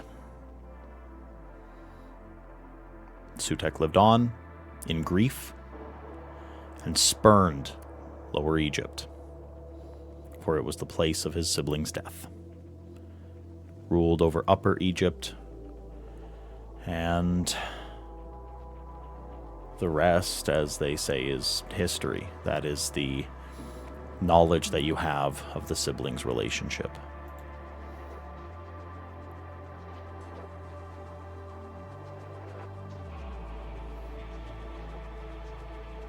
I kind of stop and think for a minute, and I go, well, this is all part of Sedite faith. Sedite faith? Yes. Oh, it was giving me real, Larry the Cucumber versus Pickle Rick energy. You know what I mean?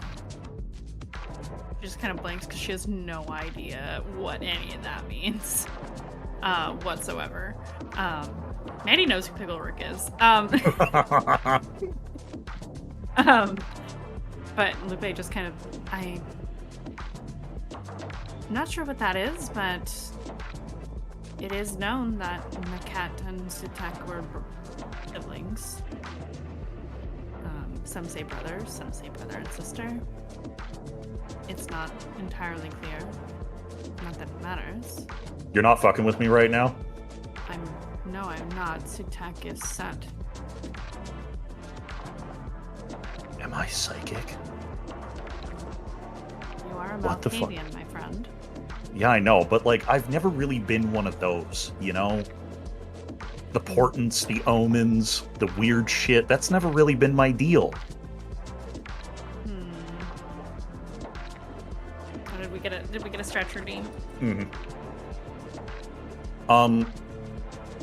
Anyways, I hope that satisfies tribute for you. I don't really know what exactly you expect when people come here. Does a weird dream count? A weird dream counts as a fun distraction. All right, fair enough. Let's get down to business. If you want me to teach you, then I would like for you to teach me. Surely No, you I'm not have opposed to that.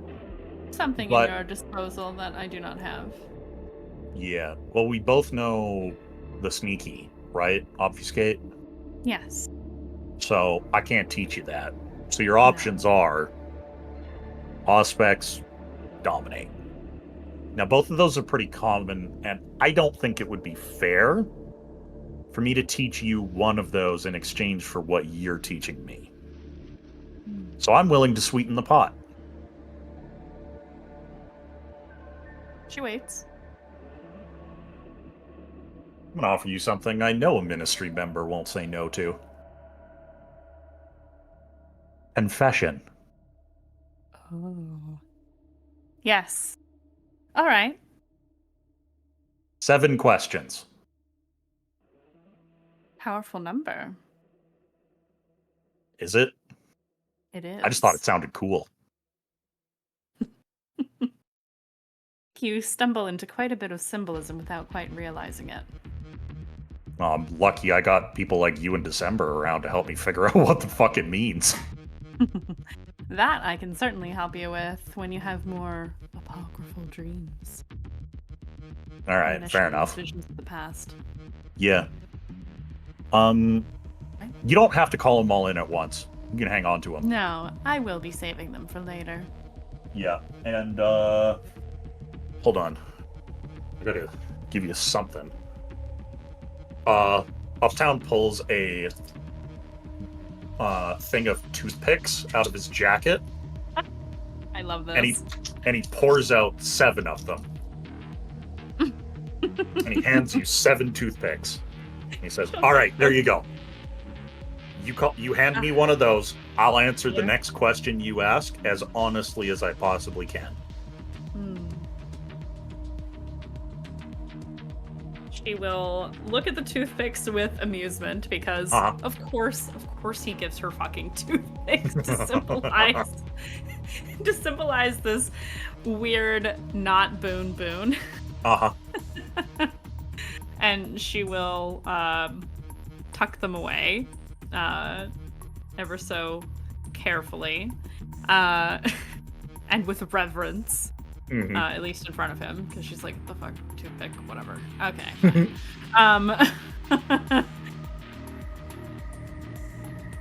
All right. The questions. Let me think on those a little bit, and let's take care of your... Yeah, what do you want to learn? I think Dominate sounds fun. One of these days you'll answer me with something that surprises me, Lupe. Yes, Well, I'll teach you. Specs I could probably get from other people I know as well. There's a lot of overlap, actually, really on both of them, but why not? All right. Should we do the thing? Should we go to a room where people won't see us do the thing? Yes. She'll take you to one of like the back rooms. Well, we could be so ceremonial about it if you'd like. And she will. There's a chalice and a knife and blah blah blah and all these things if you want. Uptown looks at all of that. I'm Mephistophelian. And then his fangs distend, and he bites his own arm and offers it to you. Fair enough. She'll do the same. And they'll exchange. As Uptown drinks, or as Lupe drinks, the taste is vibrant, indistinct, with notes of everything and nothing all at once. Uptown's blood tastes like confusion. And what's that? Yeah. Oh yeah, it tastes like Baja Blast, absolutely. Yeah, it does. I'm trying to find that sheet you posted that has all the descriptions. I have it right on here it. if you want me to read it from Ministry. Yeah, I think isn't it for Ministry? It's like, oh, here Alluring? it is. I've got it. Yeah, you go. Yes. It tastes alluring, sweet, intoxicating, and with rich notes of sickly sweetness, and it tastes like temptation. So think like incense smoke, dark chocolate, aphrodisiac type stuff. Oh, that's powerful. Oh. And as Uptown cracks his neck moves almost a little unnaturally after doing so. As the gift of Protean begins to manifest itself, especially learned from someone from the Ministry. Well, I suppose I'll have to stick around for a little while because there's a little bit of teaching that goes into this. Yes. Yeah. Why don't I have Rachel take off? Do you mind if I stay for the night or for the day? Okay, you can stay. All right. Fine. Very good. I'm gonna find a corner somewhere, and he pulls a ball out of his jacket. I just need to. It's like a centering thing. You got somewhere quiet? Oh yeah. And she'll actually direct you to the sub-level. Okay. So there is a level underneath the club that has a variety of rooms. Some of them are storage, some of them are not, but that's quieter than the main level. Uptown doesn't take anything with a bed, and specifically goes for a storage room with like something long enough to lay on that could be used as a bed even if it wasn't designed for that. Like pallets or something? Yeah, like pallets or something. And in the exact same way as I described several episodes ago, I think the end of our very first episode, he lays back, one hand behind his head, and starts bouncing the ball as he focuses on the blood that he has just consumed, the new feeling, and the growth of the vampiric power within him. Yeah, I do want to give you a little flavor text now that you have Lupe's blood in your veins. For the first little while, it feels like you've got snakes crawling under your skin. It's gross. Woof. Yeah, it's unsettling. But it feels very strong. To no one in particular in the room, Uptown says out loud, reminds me of Cape Town. God damn. Woof. Lupe feels almost like someone's watching. You can't quite see them, but somehow they're there. And I think Uptown will take his day sleep a little early. Yeah. As we finish up. Yeah, I think Lupe will finish up her rounds and probably do the same, taking some time to think about how she plans to interview a vampire. Thinks about her 7 questions. Lupe. Yes. Am I wrong in saying that Uptown is the very first kindred that you have had a blood bond on? Yes. Okay.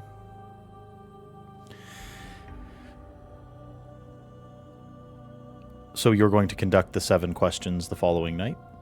Or is that We can save at that leisure? for another time. Yeah. Yeah. Tremendous. It's kind of a call them in when you want to ask them deal. Amazing. It's gonna hand you a toothpick one of these days and be like, "Tell me this." Mm-hmm. Okay. Give me 1 sec.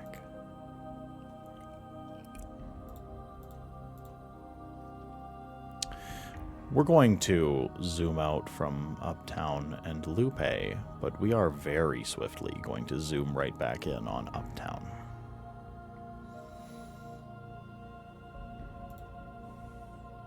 Okay.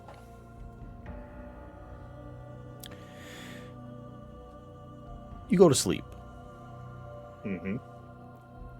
and usually you feel a certain amount of disquiet when you're sleeping. Mm-hmm. When you're awake, you feel like things are watching you, like you are under the observant eye of something grander than yourself. You have felt the touch of the Madness Network on more than one occasion. You are not unfamiliar with a kindred interconnectedness.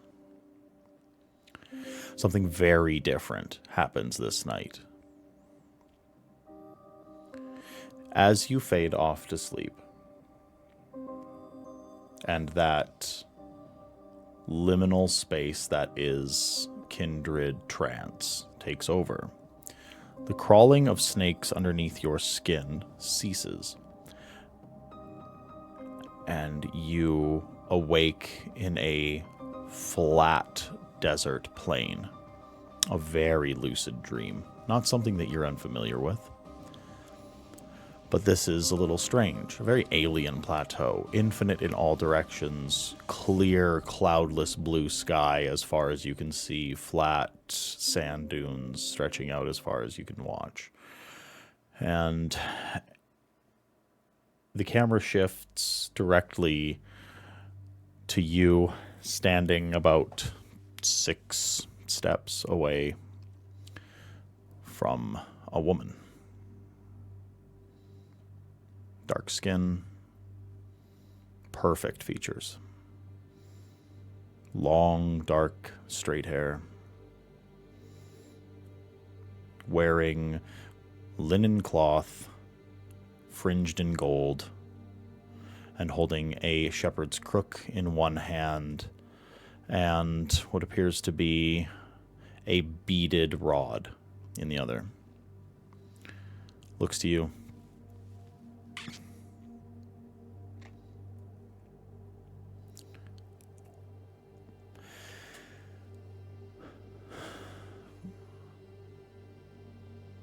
It's close.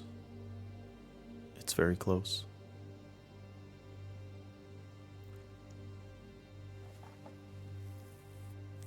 Can you be more specific, please? It's like she doesn't hear your voice. Like you're too far away. She's looking at you, but her eyes don't belie any sort of recognition of speech coming from you. Uptown kind of... There's blood on the sand. And you start to see small wells of crimson bubbling up out of the yellowish-brown sub-Saharan sand. Uptown kind of squats down on both legs. Mm-hmm. Looks at the blood kind of coming out of the sand. I'm dreaming, right? I gotta be dreaming. It was, He sticks a finger in the blood. Your hand comes back clean. Drifts off dust before you can bring it to your nose or your mouth. It's a cold day. Strange. Almost thought it was going to rain.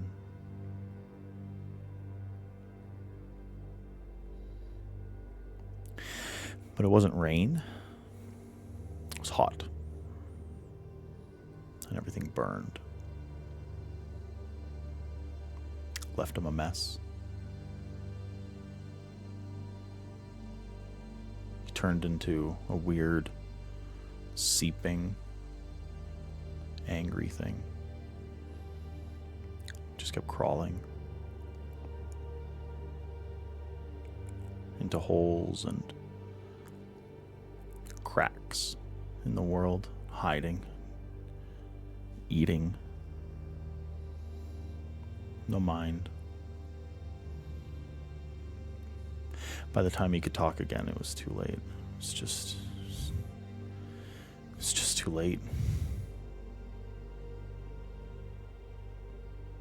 Uptown pushes his legs out behind him, almost in like a push-up pose, and brings himself right close to the ground where this blood is welling up.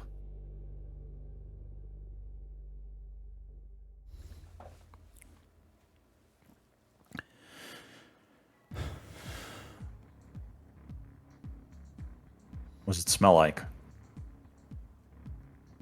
Clean earth. Just dirt. He pushes himself back up to his feet.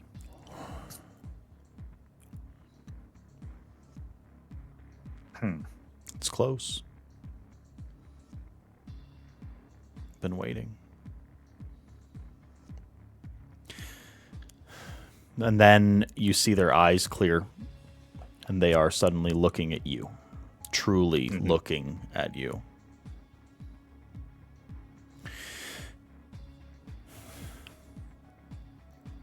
All this separation is what destroys us. Sterility.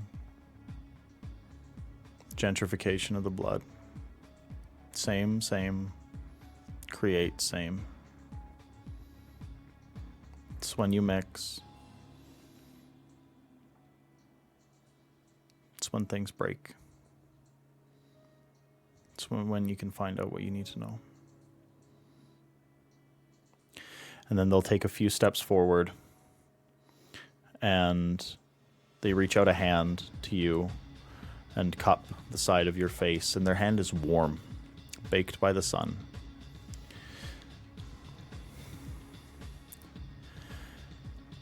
Find my sister.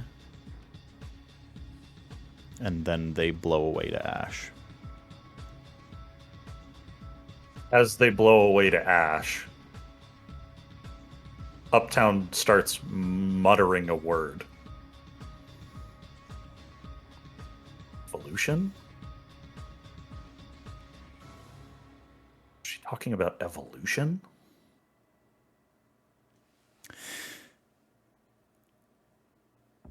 We're going to zoom out from Uptown.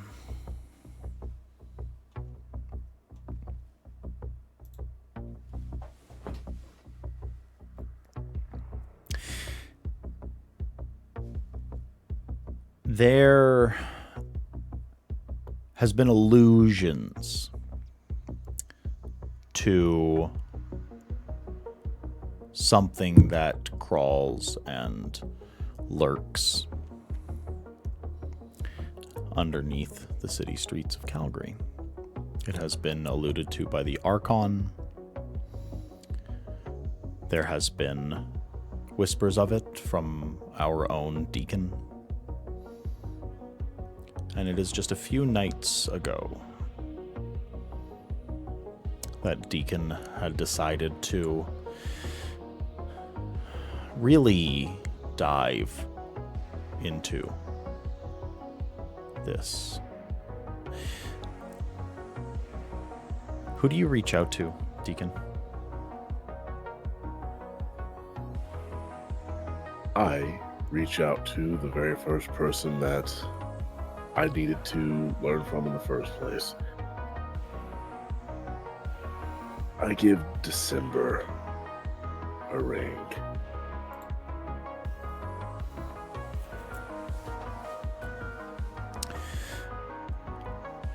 Takes a bit, but you get an answer. Hello. Yeah, actually calling someone is weird for Deacon because remember, he's very young. Texting is still the preferred thing for him.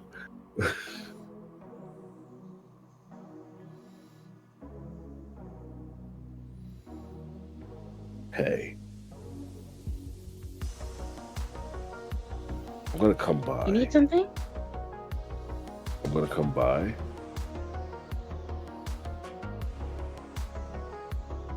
Because I do.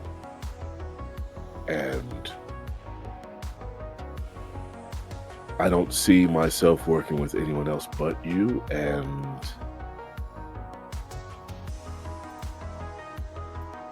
Is it sensitive? you're the only one I think that'll be able to help me figure this out. This is what our entire connection was based on. And if we need to run, don't ask questions. Just run. Understood.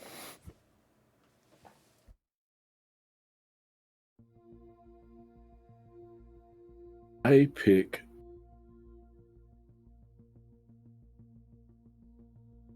my most nondescript vehicle. 2022 Honda Civic. Funny enough, I do have a Honda. It's just not that one. Okay. There is one that is souped up to be basically very, very fast. But that's not the one he's driving tonight. That is definitely like I did a bank job and I need I need something that I can go into the. No, he pulls up in an Audi. He pulls up in just an Audi SUV. Just no bells and whistles. Just a very standard black Audi SUV. Any person could have bought this off the street. Well, any person that felt like going through the means or went through put a load. I don't know how. It's not a tricked out G-Wagon like Modi had, is what you're saying. Oh no, it's not. No, it's not tricked out. He got this. It's the stock rims. It's mostly stock stuff. Still bulletproof. That's the only thing he will get any vehicle he has because he's not about to get shot just in case. But otherwise, fully stocked Audi SUV. Yeah. And December just sees a car that she gets into. Yeah, right. Oh shit. Oh yeah, it's Simply a car. Yeah. Oh god, this is why I usually hang out with. He does not say this out loud, but to himself he goes, "This is why I usually hang out with Lupe." Lupe and Tex, like those are his two. He has his clear favorites. Lupe's everyone's favorite. Different reasons. She aight. But no. So but this little aside I'm about to say, this little anecdote does involve Lupe. So a few years ago, before the prince shuffled off the immortal coil, Lupe and I did a little job. We saw over an exchanging of assets. Of course, Lupe and I being who we are, we looked at the assets before they were fully exchanged. She didn't quite understand what she was looking at, but I fully understood what I was looking at. And what I'm about to say doesn't leave this car, December. Understood. This shit fucking scares me. And that says something. Yes, I can tell. I came to you because honestly, magic is the only thing that makes sense. I have seen horrible things under this city.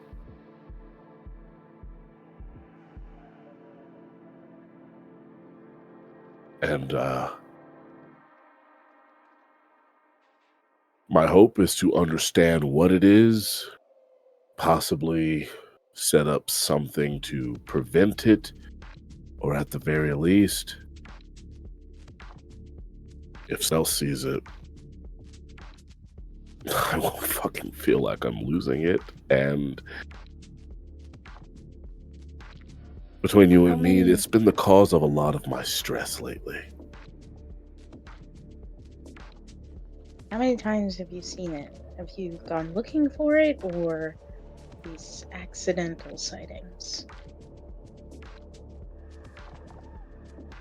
I'm usually the only one that notices.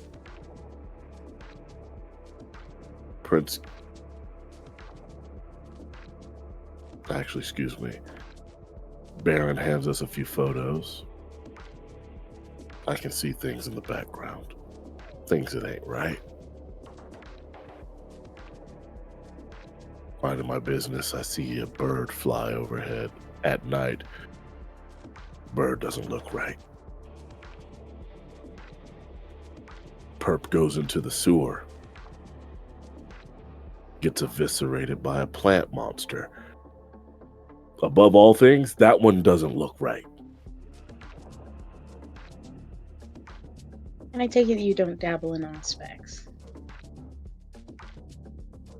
You know how many people just keep appearing right in front of me and I don't know who the fuck they are? No, I don't dabble in aspects. Except for, I don't count Uptown as much. If I see the hat, I know not to shoot him in the head. Everybody else, they probably gonna get that. I mean, anybody else just pops up in front of me, they might get that work. It's either going to be these or it's going to be these. Go with the first one so that there's less mess. If I go with the first one, they might die faster, just between us. But I hit very hard. But so you want me to go with you into a place where there's potential for this creature to appear? The last person I saw get taken was kind, so if I get a second pair I need another pair of eyes on this. Your expertise is beyond mine. I'm a newborn babe when it comes to the occult shit. I'm a newborn babe when it comes to kindred life. Yes, to a lot of things, Deacon, I know. I can help with this, but you'll have to make me some assurances in return. That you'll be observing the area carefully for more than just what we're looking for. If I am focused on looking for things that are strange, I'm vulnerable. If I can trust you to keep me safe in this scenario, I can tap into other senses. Timber, what's my business? I'm not asking if you can. I'm asking if you will. If I wasn't going to, I wouldn't have asked you. And we're in agreement. And do you really think I'm trying to deal with Texas if something bad happens to you? Between you and I, he's got a bit of a crush. Deacon has no idea that a date has been set up between the two of them whatsoever. So this is probably like old news to December by now, but he's just between the two of us. He's got a crush on you. He does come by pretty often. However, I'm sure there is a way for you to get past any problems if necessary. His loyalty to you is unmatched. I'm not going to let anything happen to you. Okay. Just You're need part to of be the clear. crew. You're part of my crew, essentially. I take care of my crew. I keep having to reiterate that to people. I'm used to being the one who takes care of others, so it'll take some time to sink in. So where do we go to get this started? I take out the list of addresses that I wrote down a few years ago. The first one, I don't return to that one because that's where the body dropped the first time. Hopefully these other two, I investigate one of the other two, not the one that I've already been to. Which one do you choose? If it's in a list of 3, the second one on the list. Okay. Because I believe it was three addresses. There was the original. Yes. Yeah. Where you had seen. And then there was the riverboat. Oh, yeah, I'm not going to... Yeah, riverboat. No, I Yeah. don't know. And then there was a suburban address. Yeah, we're going to the suburban address. I am in no way, shape, or form am I going to have us stranded out on a boat. Okay. I don't care if it's docked or otherwise. Hell no. So much moss that in might the not water. work. Yeah, there's so much. That's also Daryl does not like deep water at all. I have a deep fear of the ocean. So yeah, we're not going there. It's not an X card. I'm just saying we can go. December's right there with you, so there was a little bit of Daryl popping out there, just like water. Hell no. We're going to the suburban area. A short trip in the SUV leads you to a cul-de-sac. There are 2.5 story suburban homes, a collection of well-to-do individuals with their little carbon copy bubble-shaped SUVs all parked in front of or inside of garages, lights on, very cookie cutter, banal, nothing sandwiches of a neighborhood. And you reach the address that you were given, and it is just another one of these homes, but there's a for sale sign out front.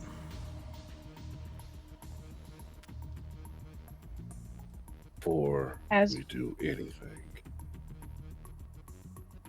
I shall let you know. We got this info from other Tremere. From who? They dress like a bunch of...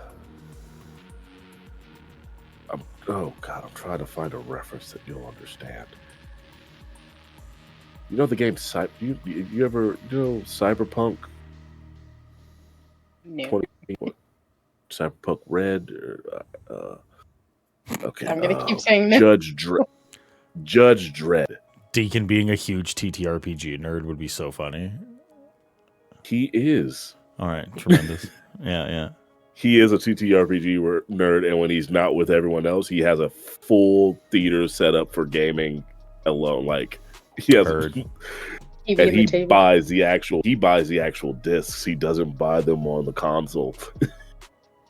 John's your biggest fan, and you have no idea.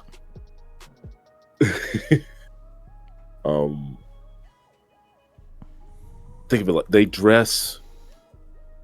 You know, people used to think the future would be. They dress like that. Okay. What Tech. Deacon is Like, trying does that ring to any- describe here is techwear, essentially. Yes. And has December had experience with this subset of her clan? Give me an intelligence and occult. They are a little more esoteric. Intelligence. Occult. I don't know why I keep checking it. The thing. Okay, 5 let's dots see. in a cold. Ooh. 7 dots in intelligence. Let us use a willpower because it can. And Sure, has a lot of yeah. Dice.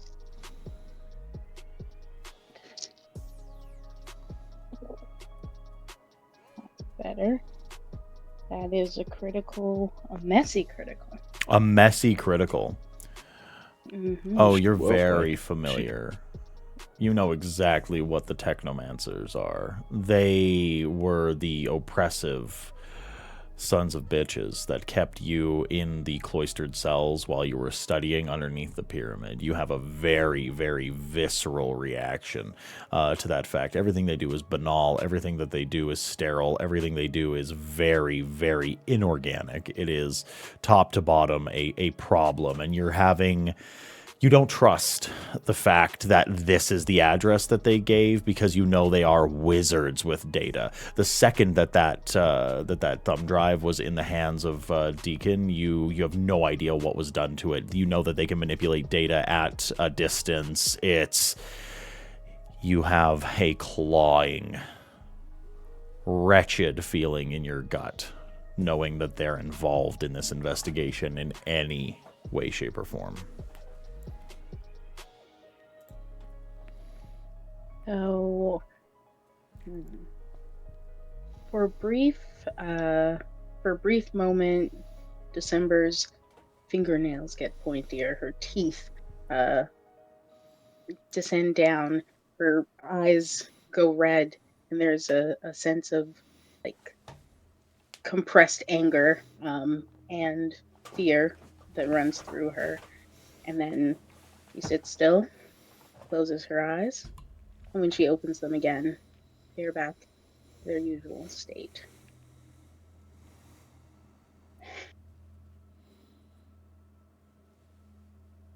If you meet This is not a Deacon's safe endeavor, gaze, but yes. I'll say if you meet Deacon's gaze, his eyebrow is cocked. But once again, he said this scared him.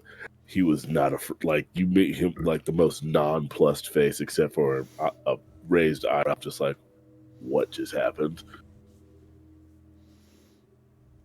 This is not a safe place to be.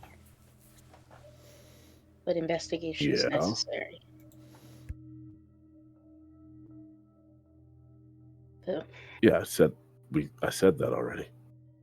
yes, I just mean the gravity of the situation is a little bit clearer to me now that I know what the source is. What am I missing? Let's just say I've been subject to those who provided this information to you before. They do not didn't want provide to this again. information. Oh, they did not provide this information. I took it. I wasn't even supposed to see it. Well, I hope they're dead. No, they were distracted.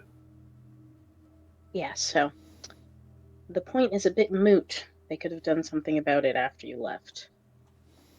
And December is going to activate Sense the Unseen, which I believe is free. Yes, free to do. So, What is December trying to see? Okay. By looking out at the address, I'm trying to see is there anything hidden within her line of sight, Okay. including supernatural creatures or evidence of Hmm. previous spell work. Absolutely. Go ahead and give me a wits plus awareness, please. Wits plus awareness.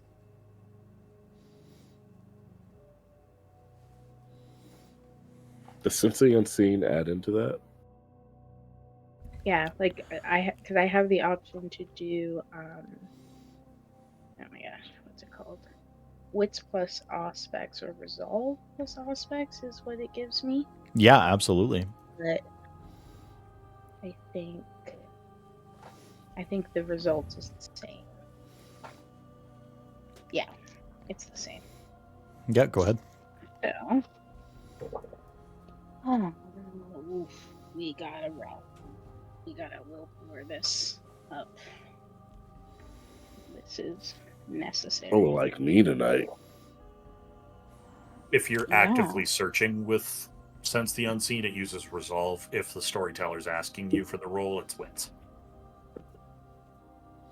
I got you. Okay. So, because on mine it just says like that there's two options for Which would you rather be using in this instance? resolve. Just Go 'cause ahead and that's what use gives me resolve. the correct number. Okay. Mhm. Okay. So 2 successes. 2 successes? Yeah. It's not typical that December sees an entire building enshrouded in spell work. Usually it's an item. Usually it is a room. It might be a ritual circle. It could be a table. It could be a tarot or a Ouija board. It could be a person that is actively casting a ritual or a spell. Top to bottom, from the very highest shingle that is upon this house to the very base, the foundations of it, you can tell that some sort of spell work has been done. It is, at a glance, something protective.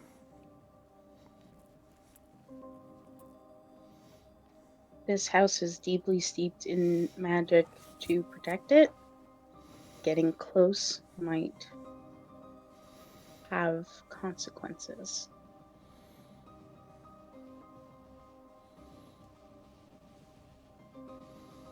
Fuck. Okay.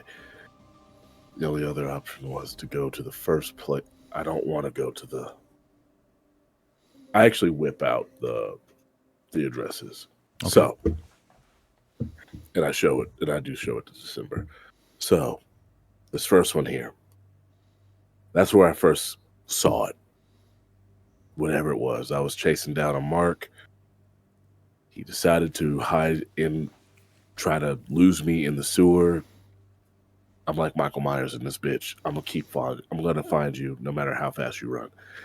I follow him in there, and the man's just eviscerated. I get away. Shit's been haunting me ever since. I've been trying to look into it. I've been running my own investigation ever since, but it's weird. That's when I sought you out.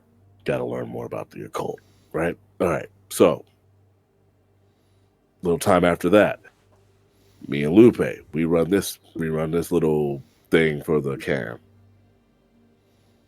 It's a whole thing. We met a fairy. It's fine. The reason why this list is important is because the first address on this list, like I just said, was the first place I encountered this. When I come to the second place on this list, you're telling me it's fully covered, top to bottom, in protective magic. I was trying to avoid the third place, because this is a riverboat. Riverboat doesn't have a lot of exits, except the one we came in on and jumping overboard. And I'm not trying to be stuck in the water with whatever the hell I saw in the first location. There's Neither a am point I. of order about this, I will say. There are 3 locations and Yes. the first where you saw. Oh, it wasn't directly, So- but the first one I saw. Okay. There is the cistern entrance, which is where you saw what you saw. There is a Right. sewer grate entrance, the riverboat, and this specific address.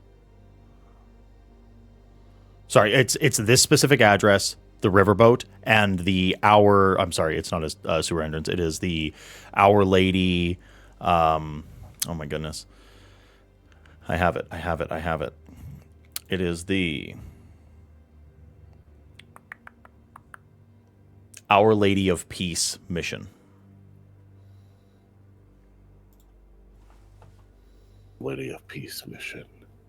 Our Lady of Peace Parish. I looked it up for you, Aaron. Ooh, thank you. Yeah. Either way, any way you put this, shit's happening. Apparently, folks other than myself know about it. I've been thinking only I know about it.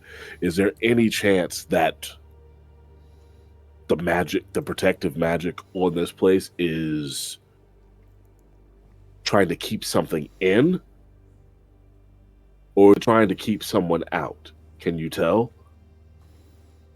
Can I tell? You'd have to get a closer look. There is something I can do from a slight distance. I can search for deeper secrets. It might leave evidence behind, but this is already a house of spellcraft, then won't be much of a problem. I'm thinking it's time to scour secrets and to use some of my blood to investigate the house. I There's a believe part that's of what the house Deacon check- that's like, I need you to do this outside of my car, but another part of Deacon is just like, I need to figure this out more than I can get another car. It is actually going to be outside of the car, but maybe kind of behind it, using the car as a barrier between her and the house. But like, I feel like she He'll needs open to the hatch be so you can like have a table. physically out. Like, What are need you a trying to table. do, December? So the idea is to use scour secrets and expend some blood to investigate the like the purpose of the protection on the house. Okay. Let me just see. I just need to see how much information I can investigate here. And while she's Let's say looking the that up, purpose of the house. What is the purpose of this house, and why has it been protected in this way? Okay. Yeah. I'll be trying to keep a lookout because Give me a wits and awareness. you Deacon. said you said this was very cookie cutter, and then just this one random house in this neighborhood, knowing what I can do as a kindred, it's very surmisable that this neighborhood could have been mass dominated to keep an eye on people coming into it that don't Right. already live here. Right. You said wits Wits plus and awareness from you and December. What's your results?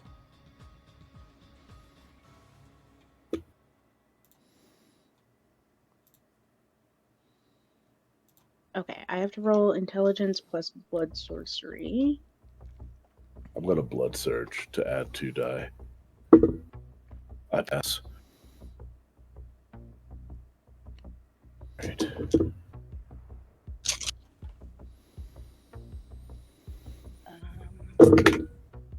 We gotta willpower this. So do I, because I'm good God. I love an interlude where I don't ration my willpower. Oh yeah, that's what I'm talking about.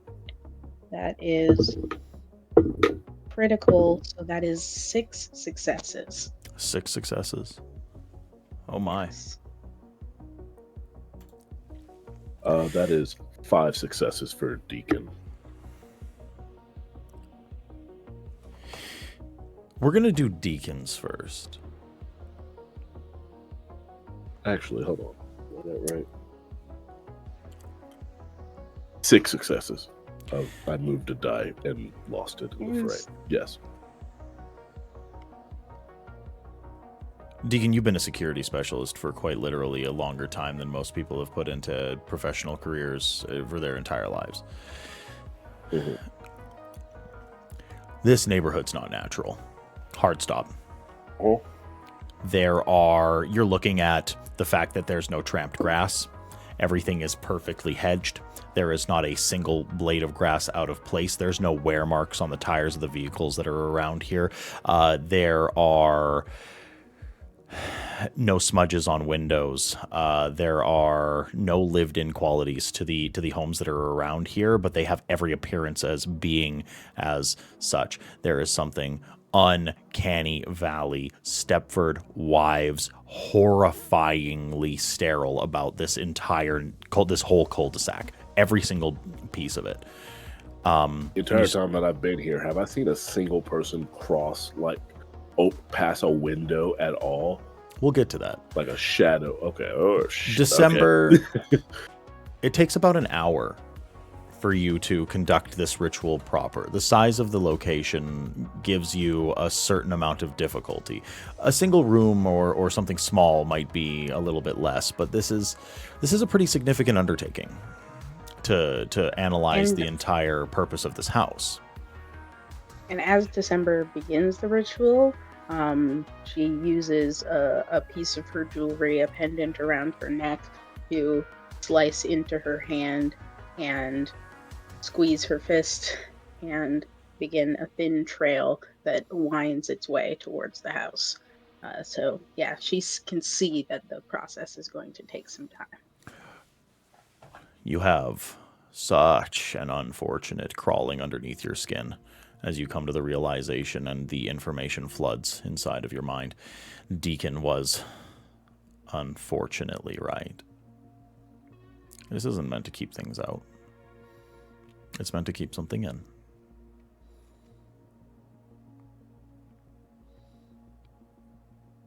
That is the whole purpose of the house, top to bottom. There is a very powerful ward that has been erected on the interior of this building, and it prevents, as far as you can tell, something that used to be alive from getting out.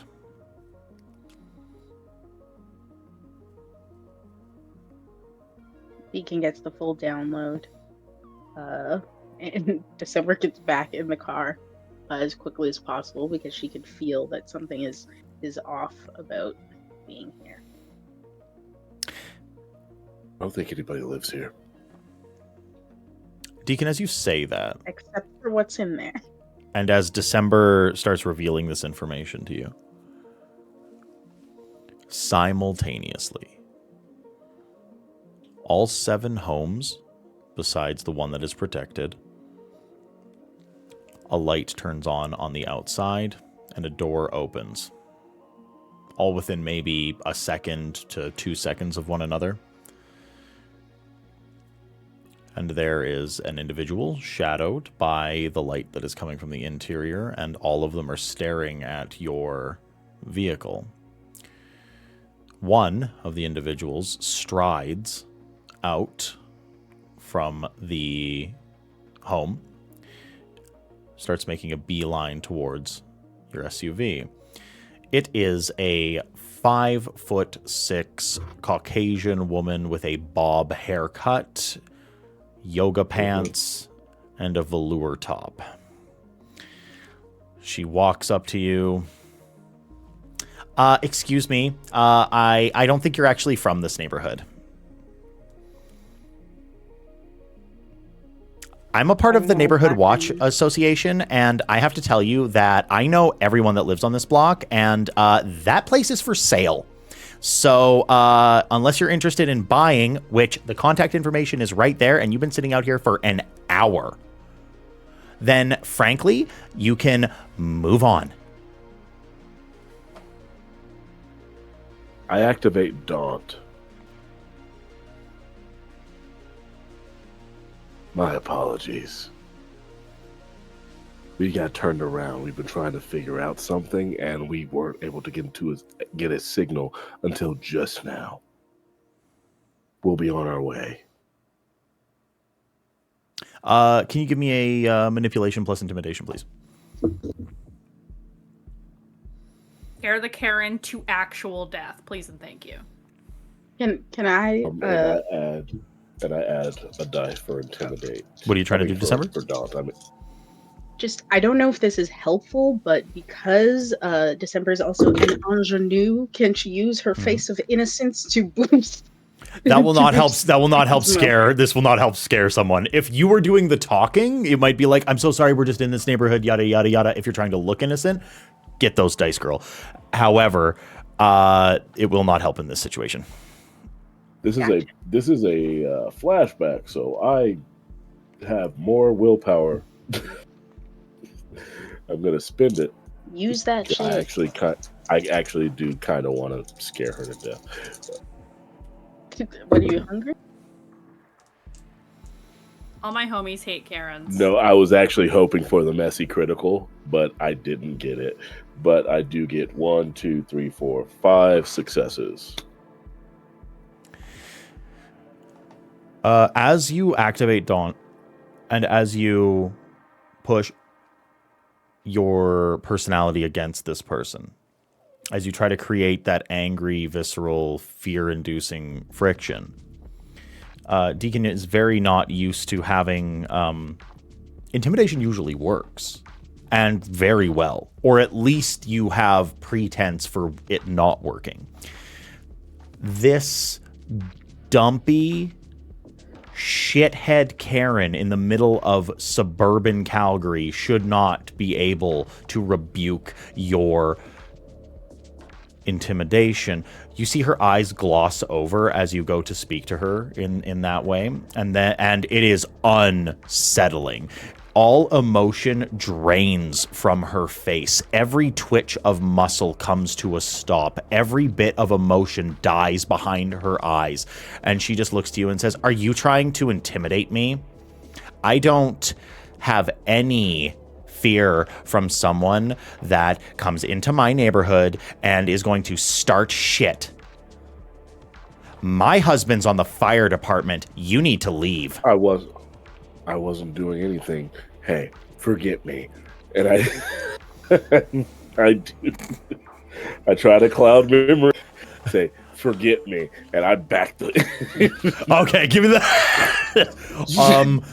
Yeah, absolutely. If something's done to her, I'm gonna have to actually roll to try to erase this, aren't I? I'm gonna ask for a roll.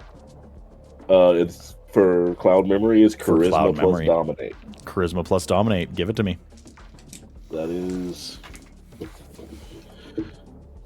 a 6 dice. Yeah, give me those successes.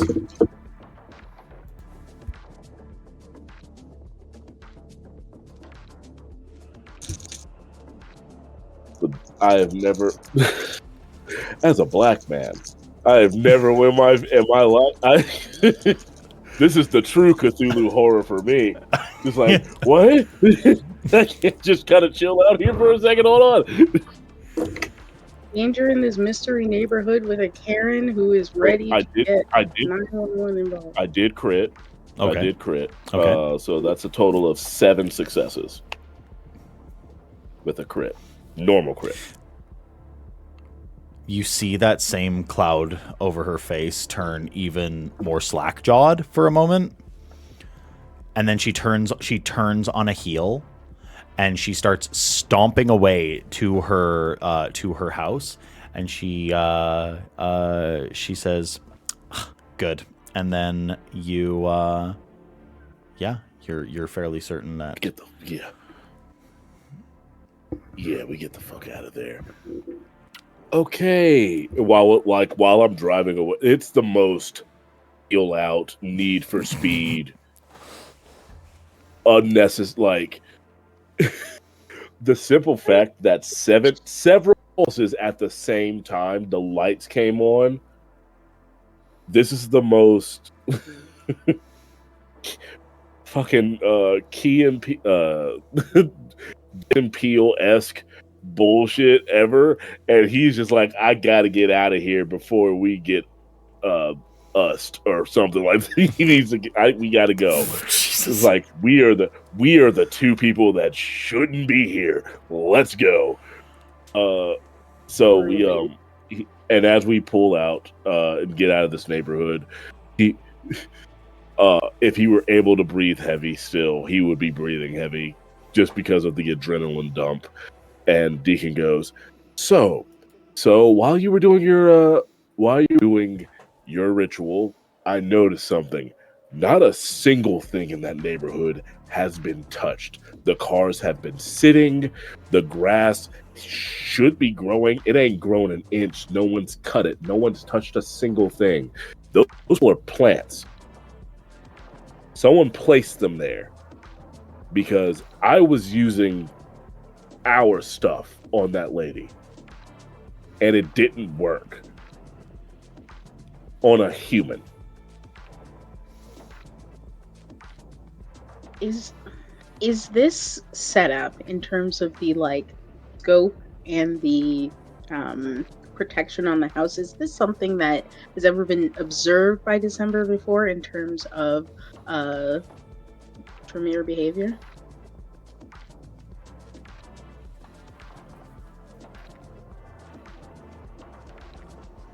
No. You're a veritable wealth of knowledge when it comes to the pyramid and the Tremere and the occult. This isn't right. This is alien. You're like you're looking at the magics that were on the house. You're like, that's familiar. The rest, alien to you, completely. I don't know what the hell that was. That house was keeping something in. The neighborhood's a whole different problem. That I ain't seen nothing like that before in my life. Was it not the exact same, but somewhat reminiscent of, and it's the love names get me. I'm just going to say the Tremere Primogen. Christian Is Lavallee. it reminiscent? Thank you. Okay, so it was Lavallee. I was going to say it correctly. Yeah. Lavallee, when he should have been tortured and kept talking, is it not? Because that's something that was like a thing that should not happen, alien in that way. The way that the Karen was speaking to me and the way that she just kind of went slack-jawed through dominate. No. No. Not even. No. Not even. So two separate. So something else. Whoa. Okay. This might be bigger magics. This might just be bigger, period. And it might be time to bring everyone in on this in case there is further information that can be gained outside of our own resources. Before we bring them in, you and I'm not as good as with the whole magic and the other stuff you are, but I am a good detective. You want to go to the boat? Two of us. Hell no, not yet. Thank goodness, I can't. By the time we get to the boat, that is an everybody. That's an everybody conversation. I'm just talking about let's hit the books first. The boat's an everybody thing. Yes. Sorry, say that again. I'm always happy to hit books. Yeah, let's hit the books first. I'm a good detective. So maybe where you're good with the magic, I can detect I can get the connections. Because before we even try to get to the boat, we still got to figure out what the fuck that was and what the fuck this is. There's levels to this shit, and apparently we ain't even reached the first step yet. Understood. So what if we split the background research? You are on the kind side, the investigative of the material world, and I'll see if I can find any instances of this type of magic Be somewhere in having the been middle. used before. Yeah. I think right there feels about appropriate to zoom out from December and Deacon. I'm going to ask the table.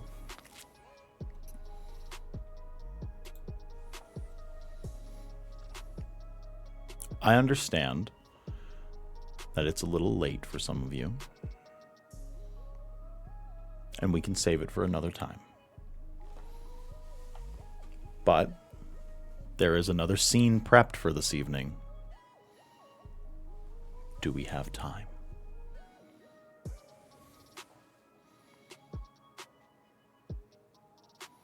Yes.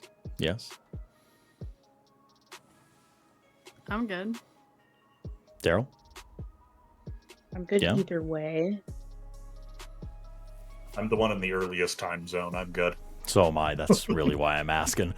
We got a bunch I of... want to know what the secrets are. East What's Coast prepped? What you got going? What you cooking? Give Yeah, us more. give. Okay.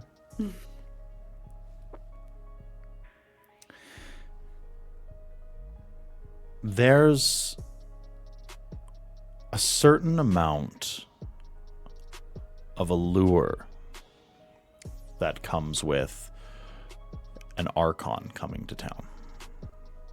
It draws in all sorts of people, all sorts of kindred, bootlickers, rivals, individuals of great power that are looking to one up or curry favor.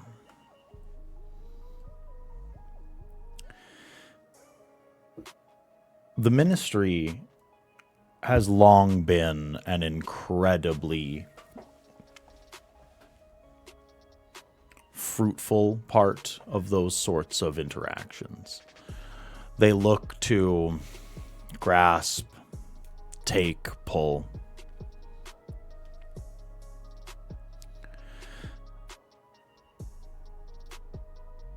I will ask, does anyone here attend an invitation that is given out by the parishioner of the ministry temple outside of town, if invited? Obviously. If invited.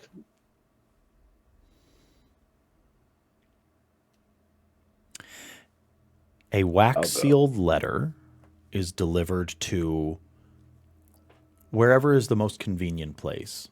Lupe, your temple, quite obviously. December, to the shop. Uptown, to the unmarked P.O. box that's under a false name that you use for such things. And Deacon, it's probably sent to the MC. Uptown gets an invitation? Uptown gets an invitation. Then hell yeah, I'm going.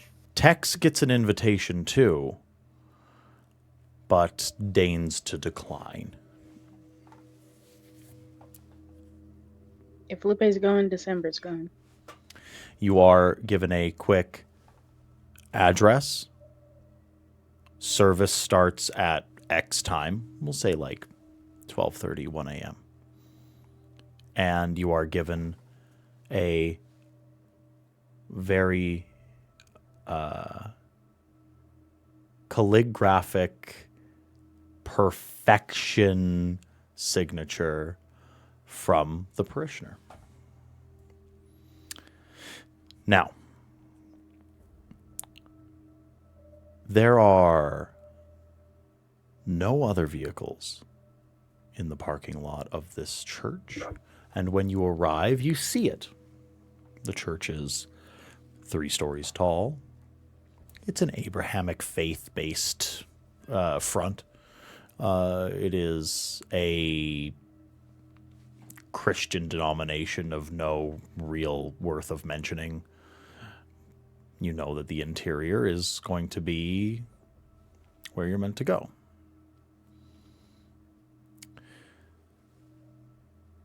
Question. Yeah, go ahead.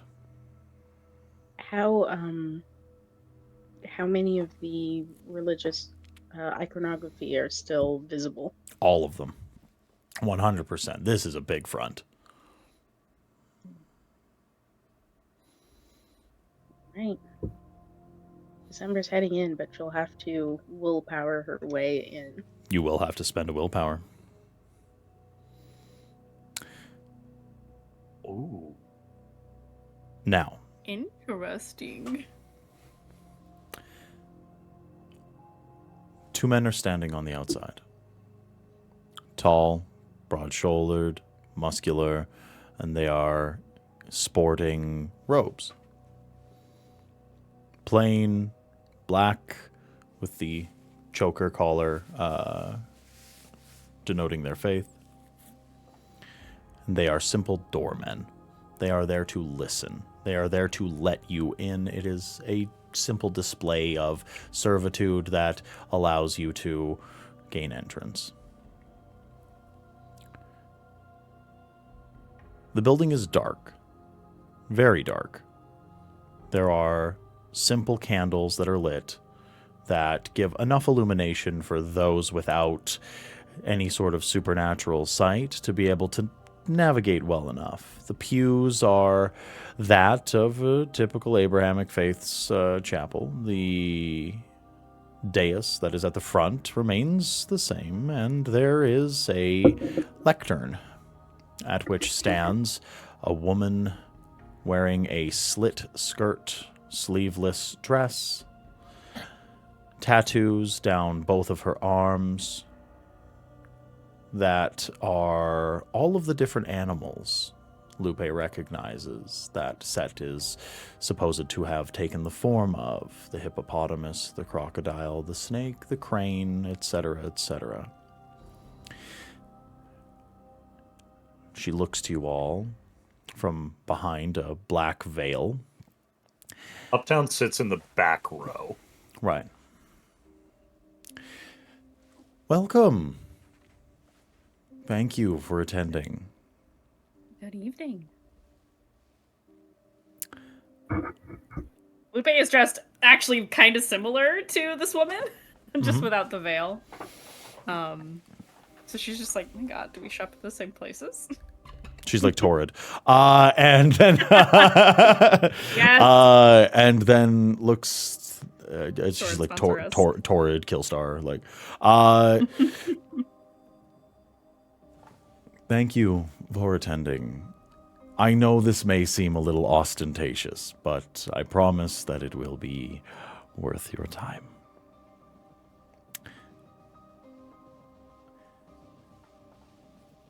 You've all been dallying with the Baron LePage, correct? We do live within his Yeah. domain. Yes. Okay. But you've been working for him. Present. Okay. And you need information on the death of Kyle Strathcona, correct? Yes. All right. Well then, I suppose this gathering will be fortuitous. She grabs a handful of coals out of a censer. Hot. What? You would think it would burn away the paper flesh of a kindred, but it merely smolders in her hand. She uses it to light several other censers that are throughout the room, and as she does, she speaks.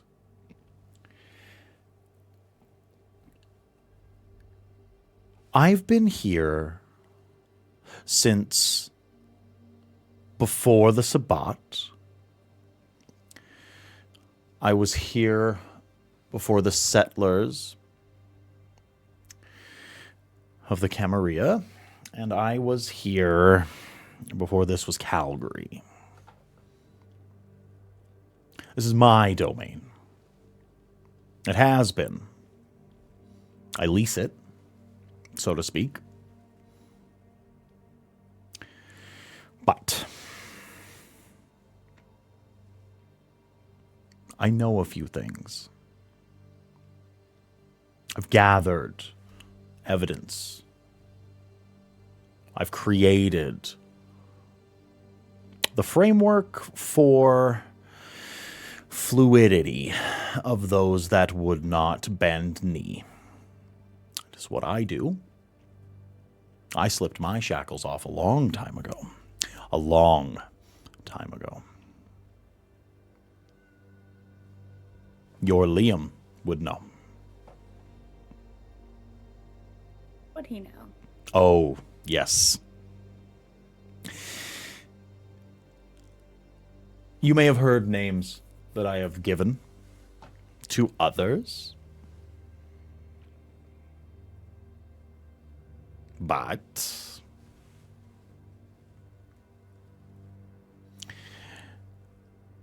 you can call me Kay. Aaron, I'd like to make an insight roll. Is she telling the truth about owning the domain and how long she's been here? Yeah, go ahead. Rousing Yeah, the I'm blood curious. to boost my Please. test pool. No, Is it please. with an insight? Please. Yeah, I would say that it's wits and also insight. I'm also gonna roll that. Mm-hmm. I would also, as soon as I finish making this note, at least.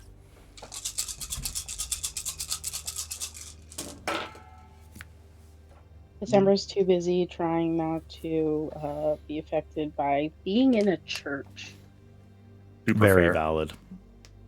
Oh, hell yeah. I'm actually going to spend a point of willpower as well. Sure. I did too. I have 4 successes. Okay.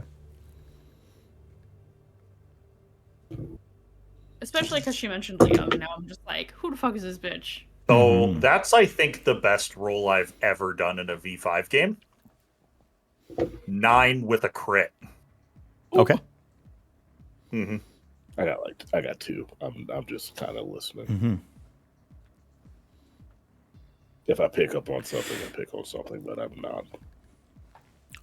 Lupe, it seems as if she's telling her version of the truth, what she believes to be true. Deacon, you feel the exact same way. Mhm. Uptown, you feel very similar, but there is a very stark fucking difference.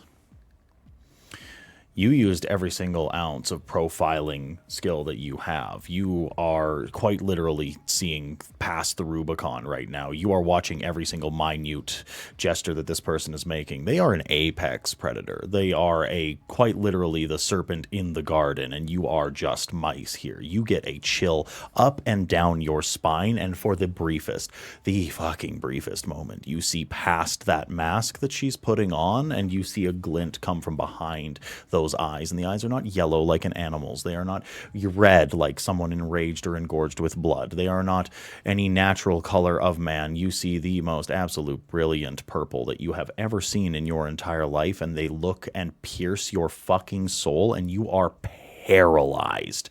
Not through power, not through discipline, not through anything supernatural whatsoever, but you feel every bone in your body struggling not to run, and that is something you have not felt since you were mortal.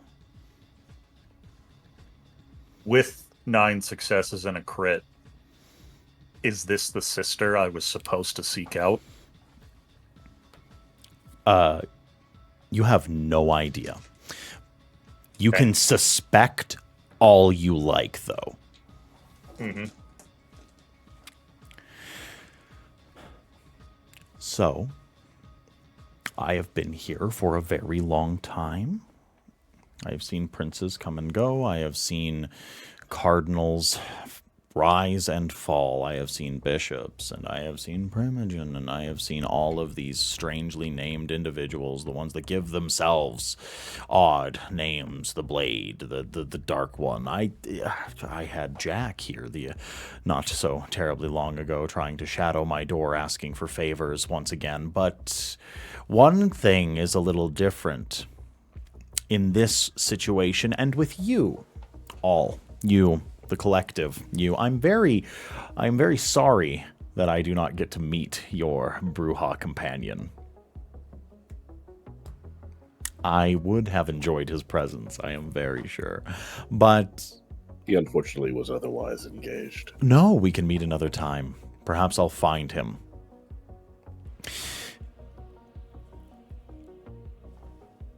You all have this strange habit of showing up at the worst possible time already, and you've only been hunting after Strathcona's killer for, well, what, a month?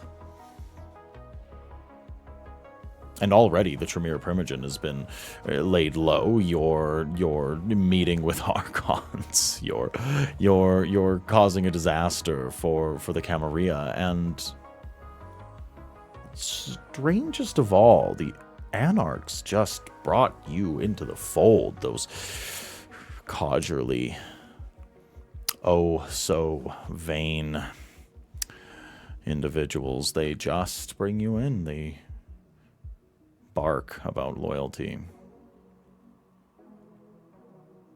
and yet they play the same game as everyone else. So I would like to make all of you an offer, and I know that you're probably thinking, oh no, not another one, because I know you've heard from the Archon, and I know that you're already working with LePage. And Lord knows you could return to the Camarilla at any point that you want and try to rein back the power that you so desperately strive for, being what you are. But I have a different offer, completely aside.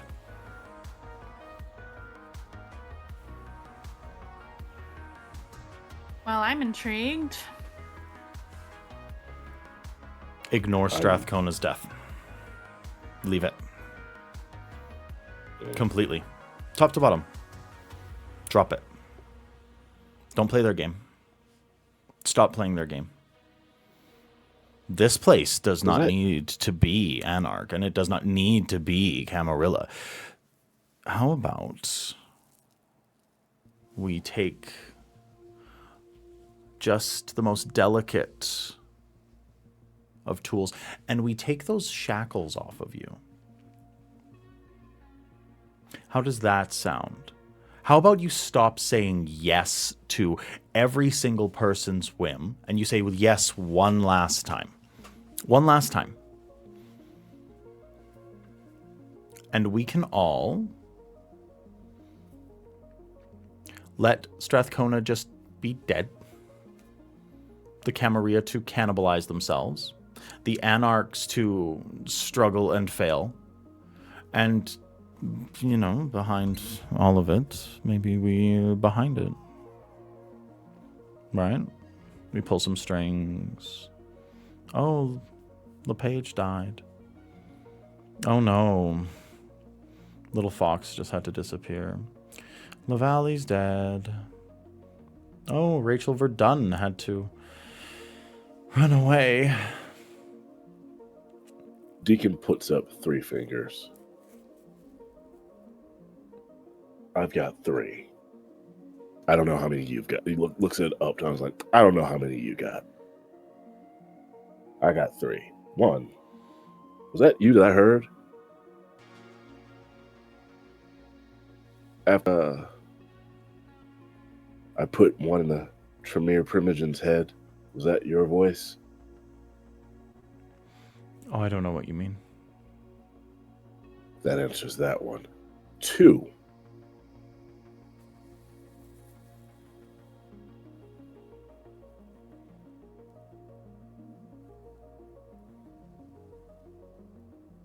are you talking about a return of the other sect that we don't really talk about? Oh, no.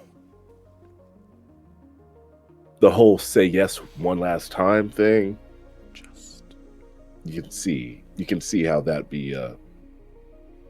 I'm a detective. I have to ask the questions. you're 3. so smart. And oh, one of those is true. And 3.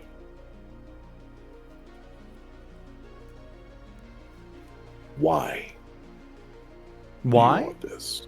Okay. Well, If this is Let's- your domain, this is where you are. Why? well, let's give you the first one is obvious. The second one I apparently answered. And the third one, why? Convention of Thorns, Cainite heresy, the breaking of Cappadocia, the failure of the dream, the death of Mithras, the sublimation just of leans back. Malkav, In the pew, listening to the this because she knows. the devouring of La Sombra, the rending of Samishi, the taking down of the mountain of Alamut, the fall of Vienna, the First Inquisition, the Second Inquisition, the Anarch Revolt. Any of this ring a bell? Were you there for those? I know my history. I do too. Young. Well, what I'm giving are I too. many examples of the failures of Cainite structure. Usually at the hands of elders that want to put label, authority, hierarchy, shackles, blood bonds, boons, more and more convolution, more and more dictation upon those that they think are inferior. The barons do it to their subjects. The princes do it to their primogen, that do it to their domain attendees. The old princes would do it from the high clan to the low clan. The third generation did it to the fourth generation, that did it to the fifth generation. Cain did it to himself. So, there is one sect that seems happy with their lot. Independence. Safety. Still upholding the masquerade. We can all agree to the importance of that. Doing it through guile. Through manipulation. Secrecy.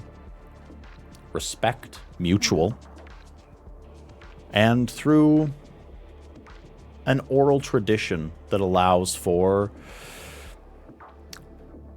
lessons to be absorbed in a way that is not dictatorial. So, that would be You want them to join us? anyone. The ministry. That would be the ministry. Formerly, So you want to be autarchus? no. Independent. Autarchus Same thing. means that you do not have any holdings, that you are outside of. No. You demand respect. You hold a city. You hold domain. You have power. And in having it, well, but you don't do it in the way that you think. We don't rule openly like princes. We are a shadow court. We are the individuals that pull the strings. We erect a puppet. They rule in name alone. And things flow the way that we want, and we have peace. People go to war when we need them to go to war. If there is a culling to be had, we pull those strings. If there's a trigger to be pulled, we pull that trigger. We are never the hand. Have you already pulled the trigger recently? Is this the cause of our problems, and that's why you want us to look away? As Because much right as now, the idea of stepping away is leaving a problem unsolved. Something that could come back as a bigger issue. As much as I would love to take credit for the death of Kyle Strathcona, the absolute weasel that he is, I am not responsible for that. I can tell you that. But... No, that's beneath you, isn't it? Well, I wasn't going to say it out loud, but... When I say leave it alone, I say stop investigating. To what end? To what end? Tell me. I have seen 100 coteries such as yours do the exact same work. Top to bottom. Do my bidding for me, younglings. There will be a reward at the end of your tunnel. What is your reward? An eternity of ash in the mouth. Subservience. True subservience. You can flavor it however you want. Truly, you can. Whether it be, well, and I understand Uptown is a dyed-in-the-wool anarch. I'm sure that they have grand virtues that he extols. I can respect that. I am offering a new perspective. I am offering a way out. My patronage, not rulership, guidance. A gentle hand. Or hands off. I will thrive. One way or the other. But I will thrive more with capable, like-minded, ambitious individuals that wish to learn and do the same things as I do. Rule from a distance.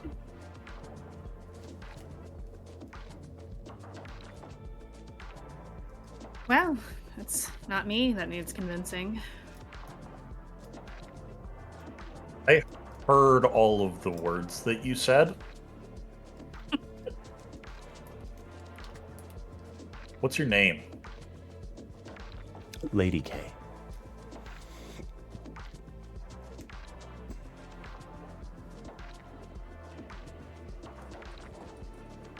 Lady K, can I ask you a question? This is to be an open dialogue. I will answer whatever you ask. You have a sister, and if you did, would she send me here?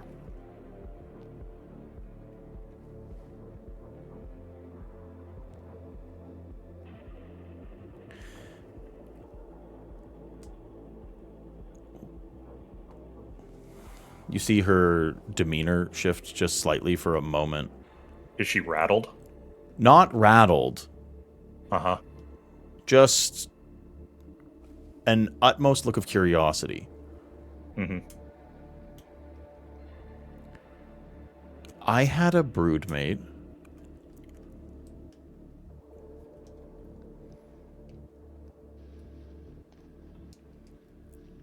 I could not tell you her motives. She has been gone for some time.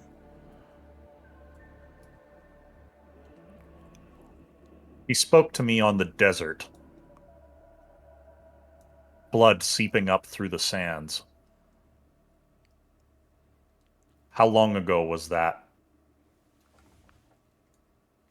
Well, you should never ask a lady her age. I wasn't asking your age, just how long ago that happened.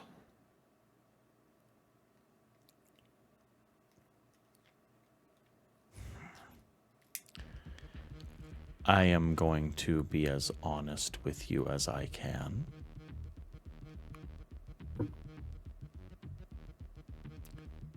It was before the Renaissance.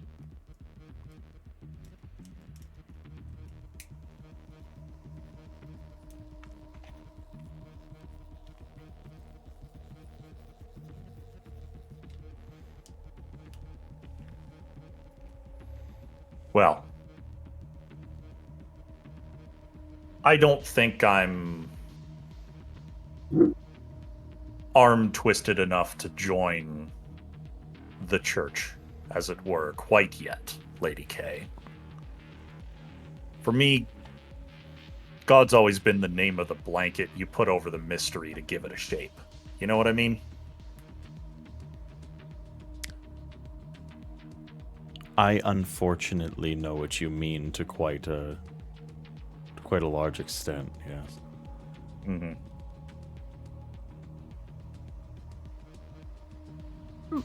For now, I'm not that interested.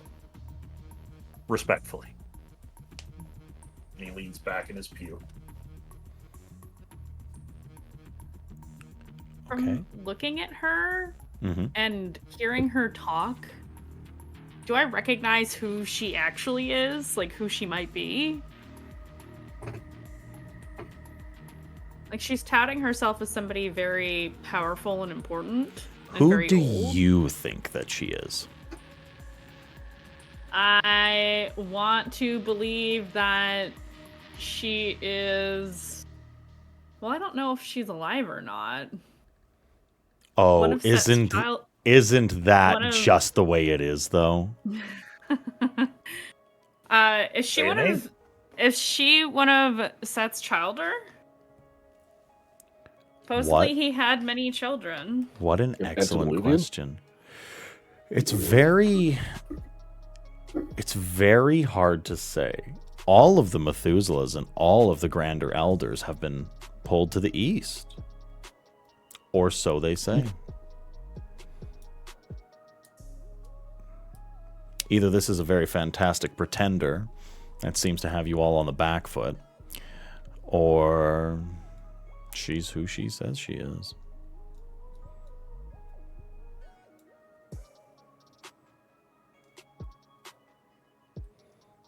I think Lupe is a little frustrated because this is exactly the direction she was trying to steer things in. So that's annoying, I think, for Lupe in a pretty grand sense.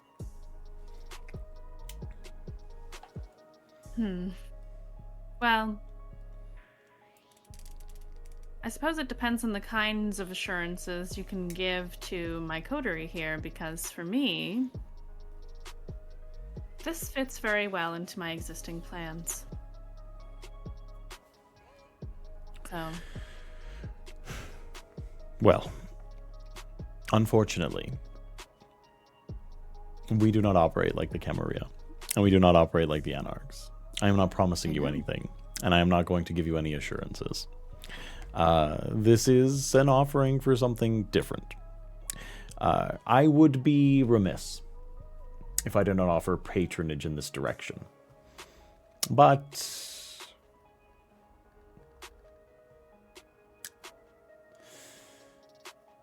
I truly will be all right if you just say no.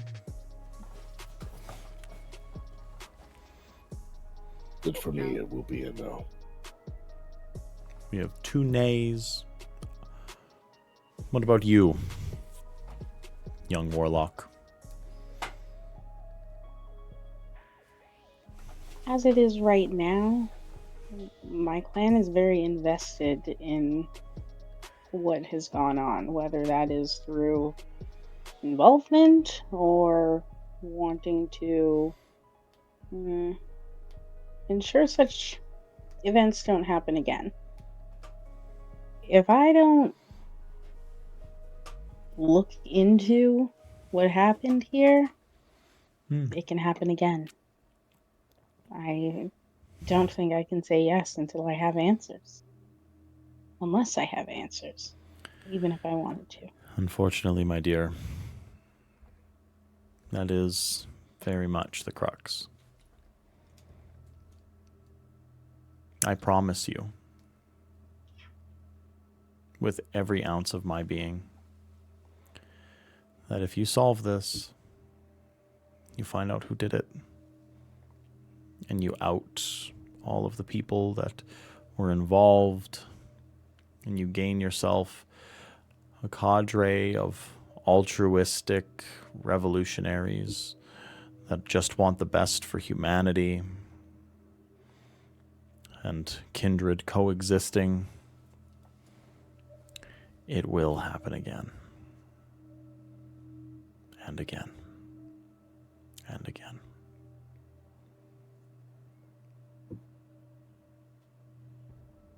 December looks to Lupe. Does that seem like a statement that Lupe agrees with? Or She's like believes nodding in? along with what Lady K is saying, yeah. She knows all too well that this kind of cycle repeats itself. And I think it's pretty clear that Lupe knows that regardless of us finding the answer, it's not going to change very much of anything.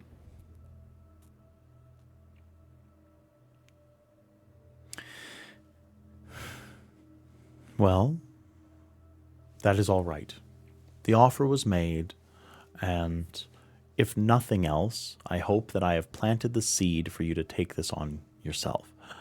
I, however, should you, since you seem to be in a consensus, which I respect, freedom is what freedom does,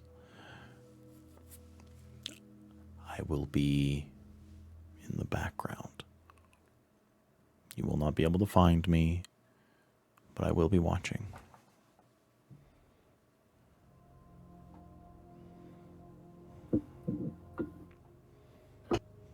I appreciate you having me.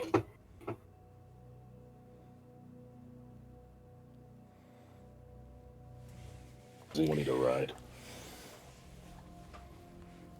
I'd take one. Yeah, get me out of this church. I'm good. Deacon and December, you've never heard Uptown not swear for this long.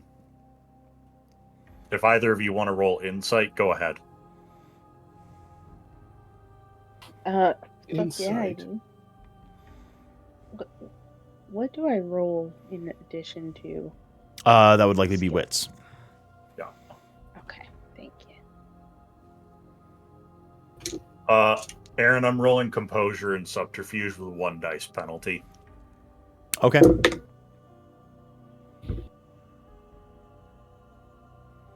let me know what y'all 2 got. successes. 2. 2. 3.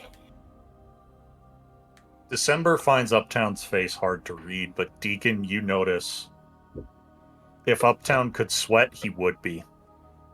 Something he saw in that church shook him. Yeah. He doesn't speak a word compounds. until you drop him off at home. Eyes out the window. To the shock of everyone, Deacon is driving a Honda Civic Type R. I swear to God. All right. Lady K looks to Lupe. Yeah. Could I please? Yeah, I want to stay behind to talk to her. Could I just please have a quick word with you before you head off? Yes, that's I'd like a why I chance was to say lingering. goodbye.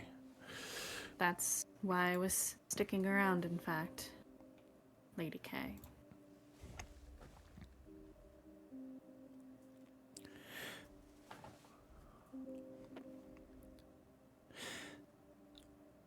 You're Liam's child, and he is your sire. You two Yes. both have my blood in you. And that means something.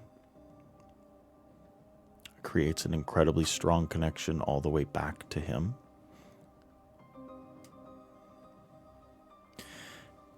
And it's not something that you should ignore. And it's not something that you should fight against. And it connects you two stronger than you know.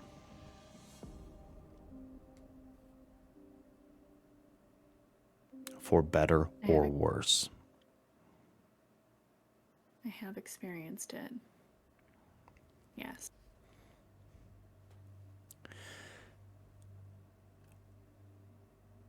She gets like this whimsical sort of like far-off look in her eye.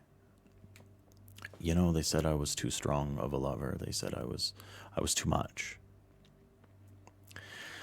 Back then, they said I was a whore, and that I was to be ashamed of myself, and that the man that I loved couldn't be the man that I loved.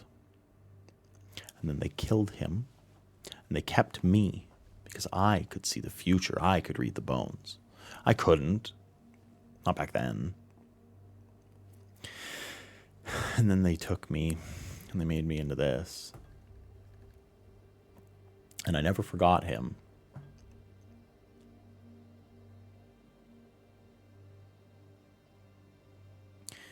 If you're strong enough, unfortunately, you will live forever. And forever is a very long time to regret something.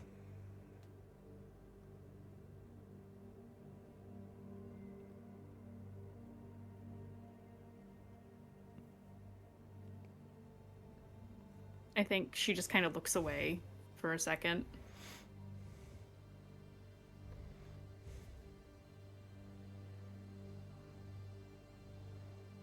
Well, I think if someone doesn't want to regret something for eternity, they can learn to apologize.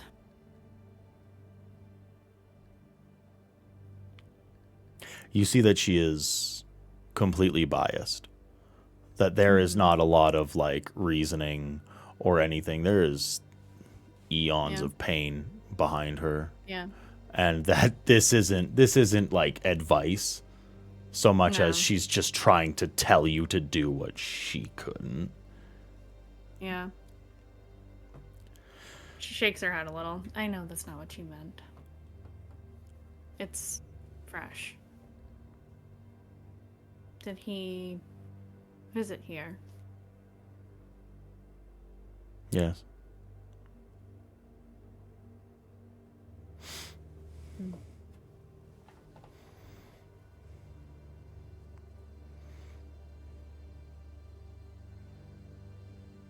Well, it'll take a year and a day for me to feel anything less, so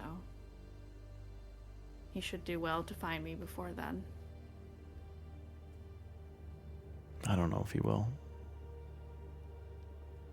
And she doesn't seem to be talking about Liam. I think she picks up on that. Yeah.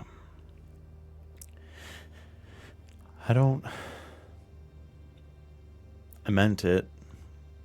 The offer for all of you.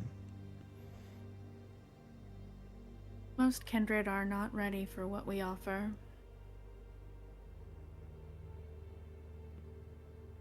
And for what it's worth, our goals are aligned. I know. I don't... And she's like losing that facade of like the idol mysticism of the mysticism. The mask is just falling away. Yep. I have that effect on people. I don't...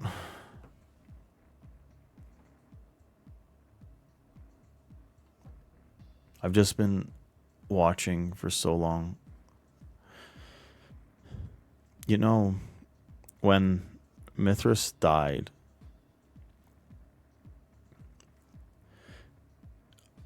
I thought I could take his place. I thought I could rule better. I thought London was going to be safe. But I don't belong in anything of the modern world. Not anymore. I don't belong here. I feel like I'm getting pulled apart. Like everything is thin. I just can't do it anymore. Every time I take the center stage, something's going to try to kill me. Some typhonic, horrifying entity is going to come and find me, and so I have to hide. And the only time I ever feel connected to anyone, to anything, is when I'm talking to my own blood. And it just feels like I'm having a conversation with myself. Nothing ever changes. Because that's what you are. You are the whore reborn. Not meant to be taken seriously in the world of today. They are still puritanical. They are still terrible to us. They still hate women. Yes. They do.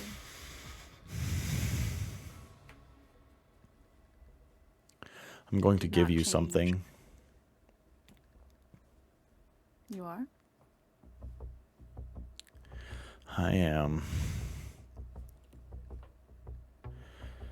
And I'm The face sorry. intrigued. And her hand suddenly shoots forward. And can I get a dexterity plus athletics? Yeah.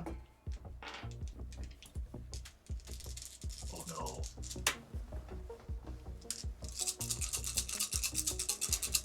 I'm gonna rouse the blood to get another dice. Yeah, please. I roll first to see if I get hungrier, right? Yes, you do. Yeah. You'll still get the dice no matter what. It's a 10. So do I get hungrier? No. No. Okay.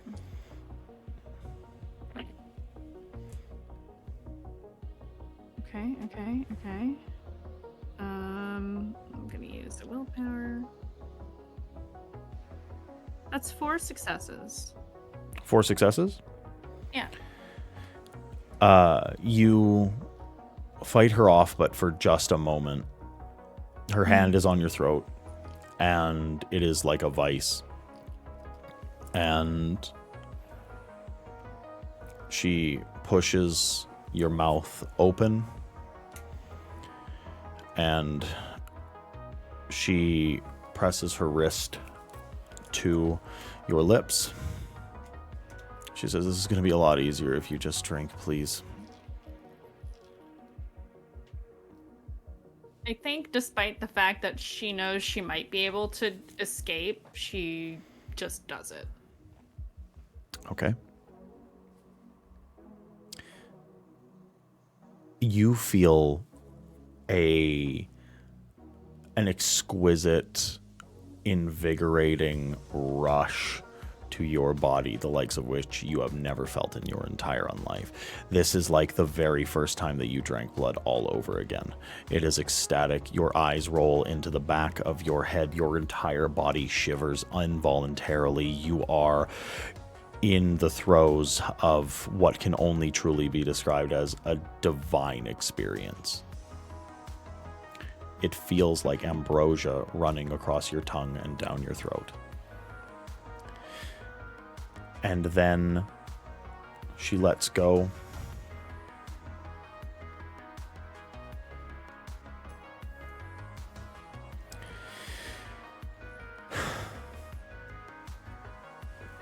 I'm sorry.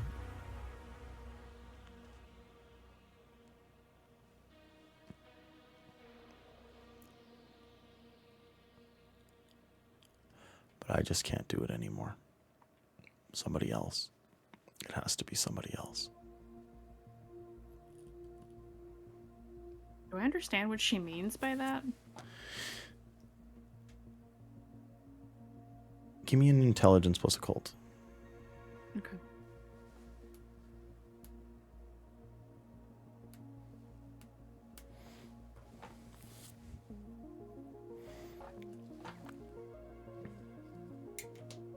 Nice. 4 successes again. I did get hungrier though.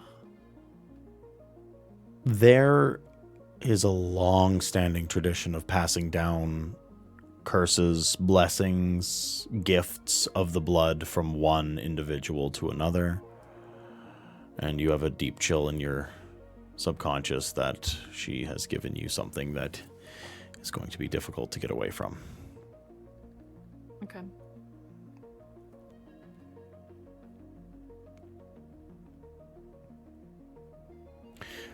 They said many years ago that there would come a chain breaker.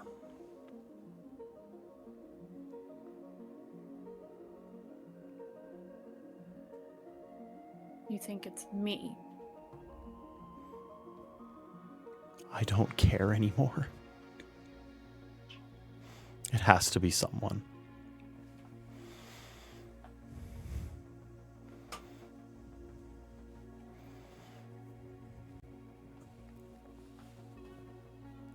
Is she still standing, like, close to me? Face to face.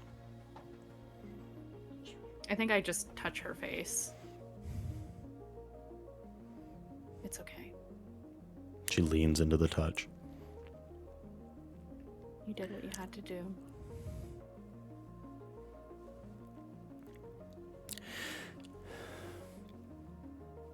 When you meet Maquette, just tell him I'm sorry.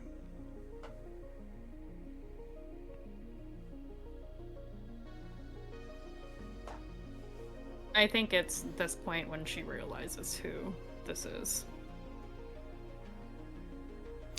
It is with that realization that not ash, but sand starts swirling around the top of her head. And then she just evaporates out of your grip.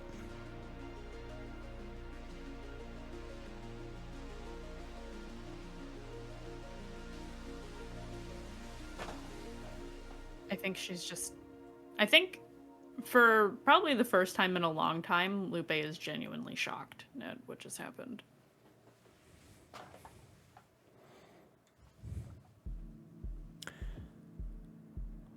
Folks,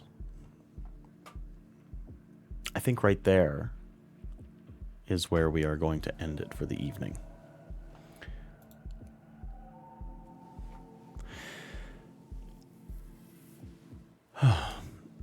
Well. Kementiri, dude? Excuse me?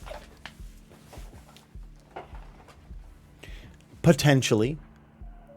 Mm-hmm. We don't know. Mm-hmm.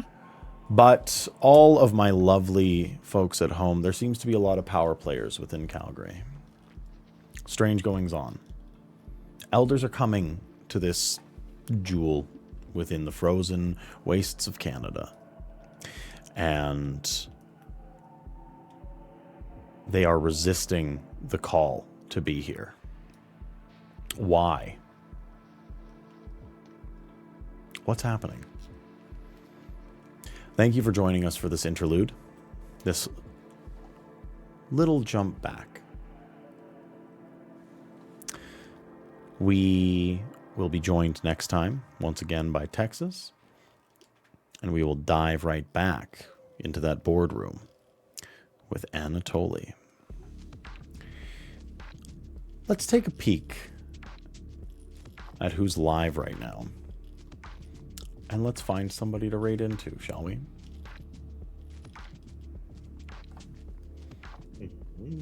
T-Pain's not live. What a shame. Damn. Robert is pre-recording. I see Terran Rogue.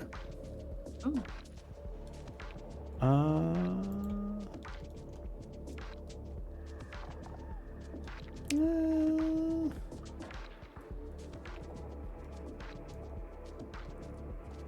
Let's just raid into Evantris. Yeah, honestly. Yeah, Frankly. as well. They are Yeah. live, yeah. Yeah, they're actually live.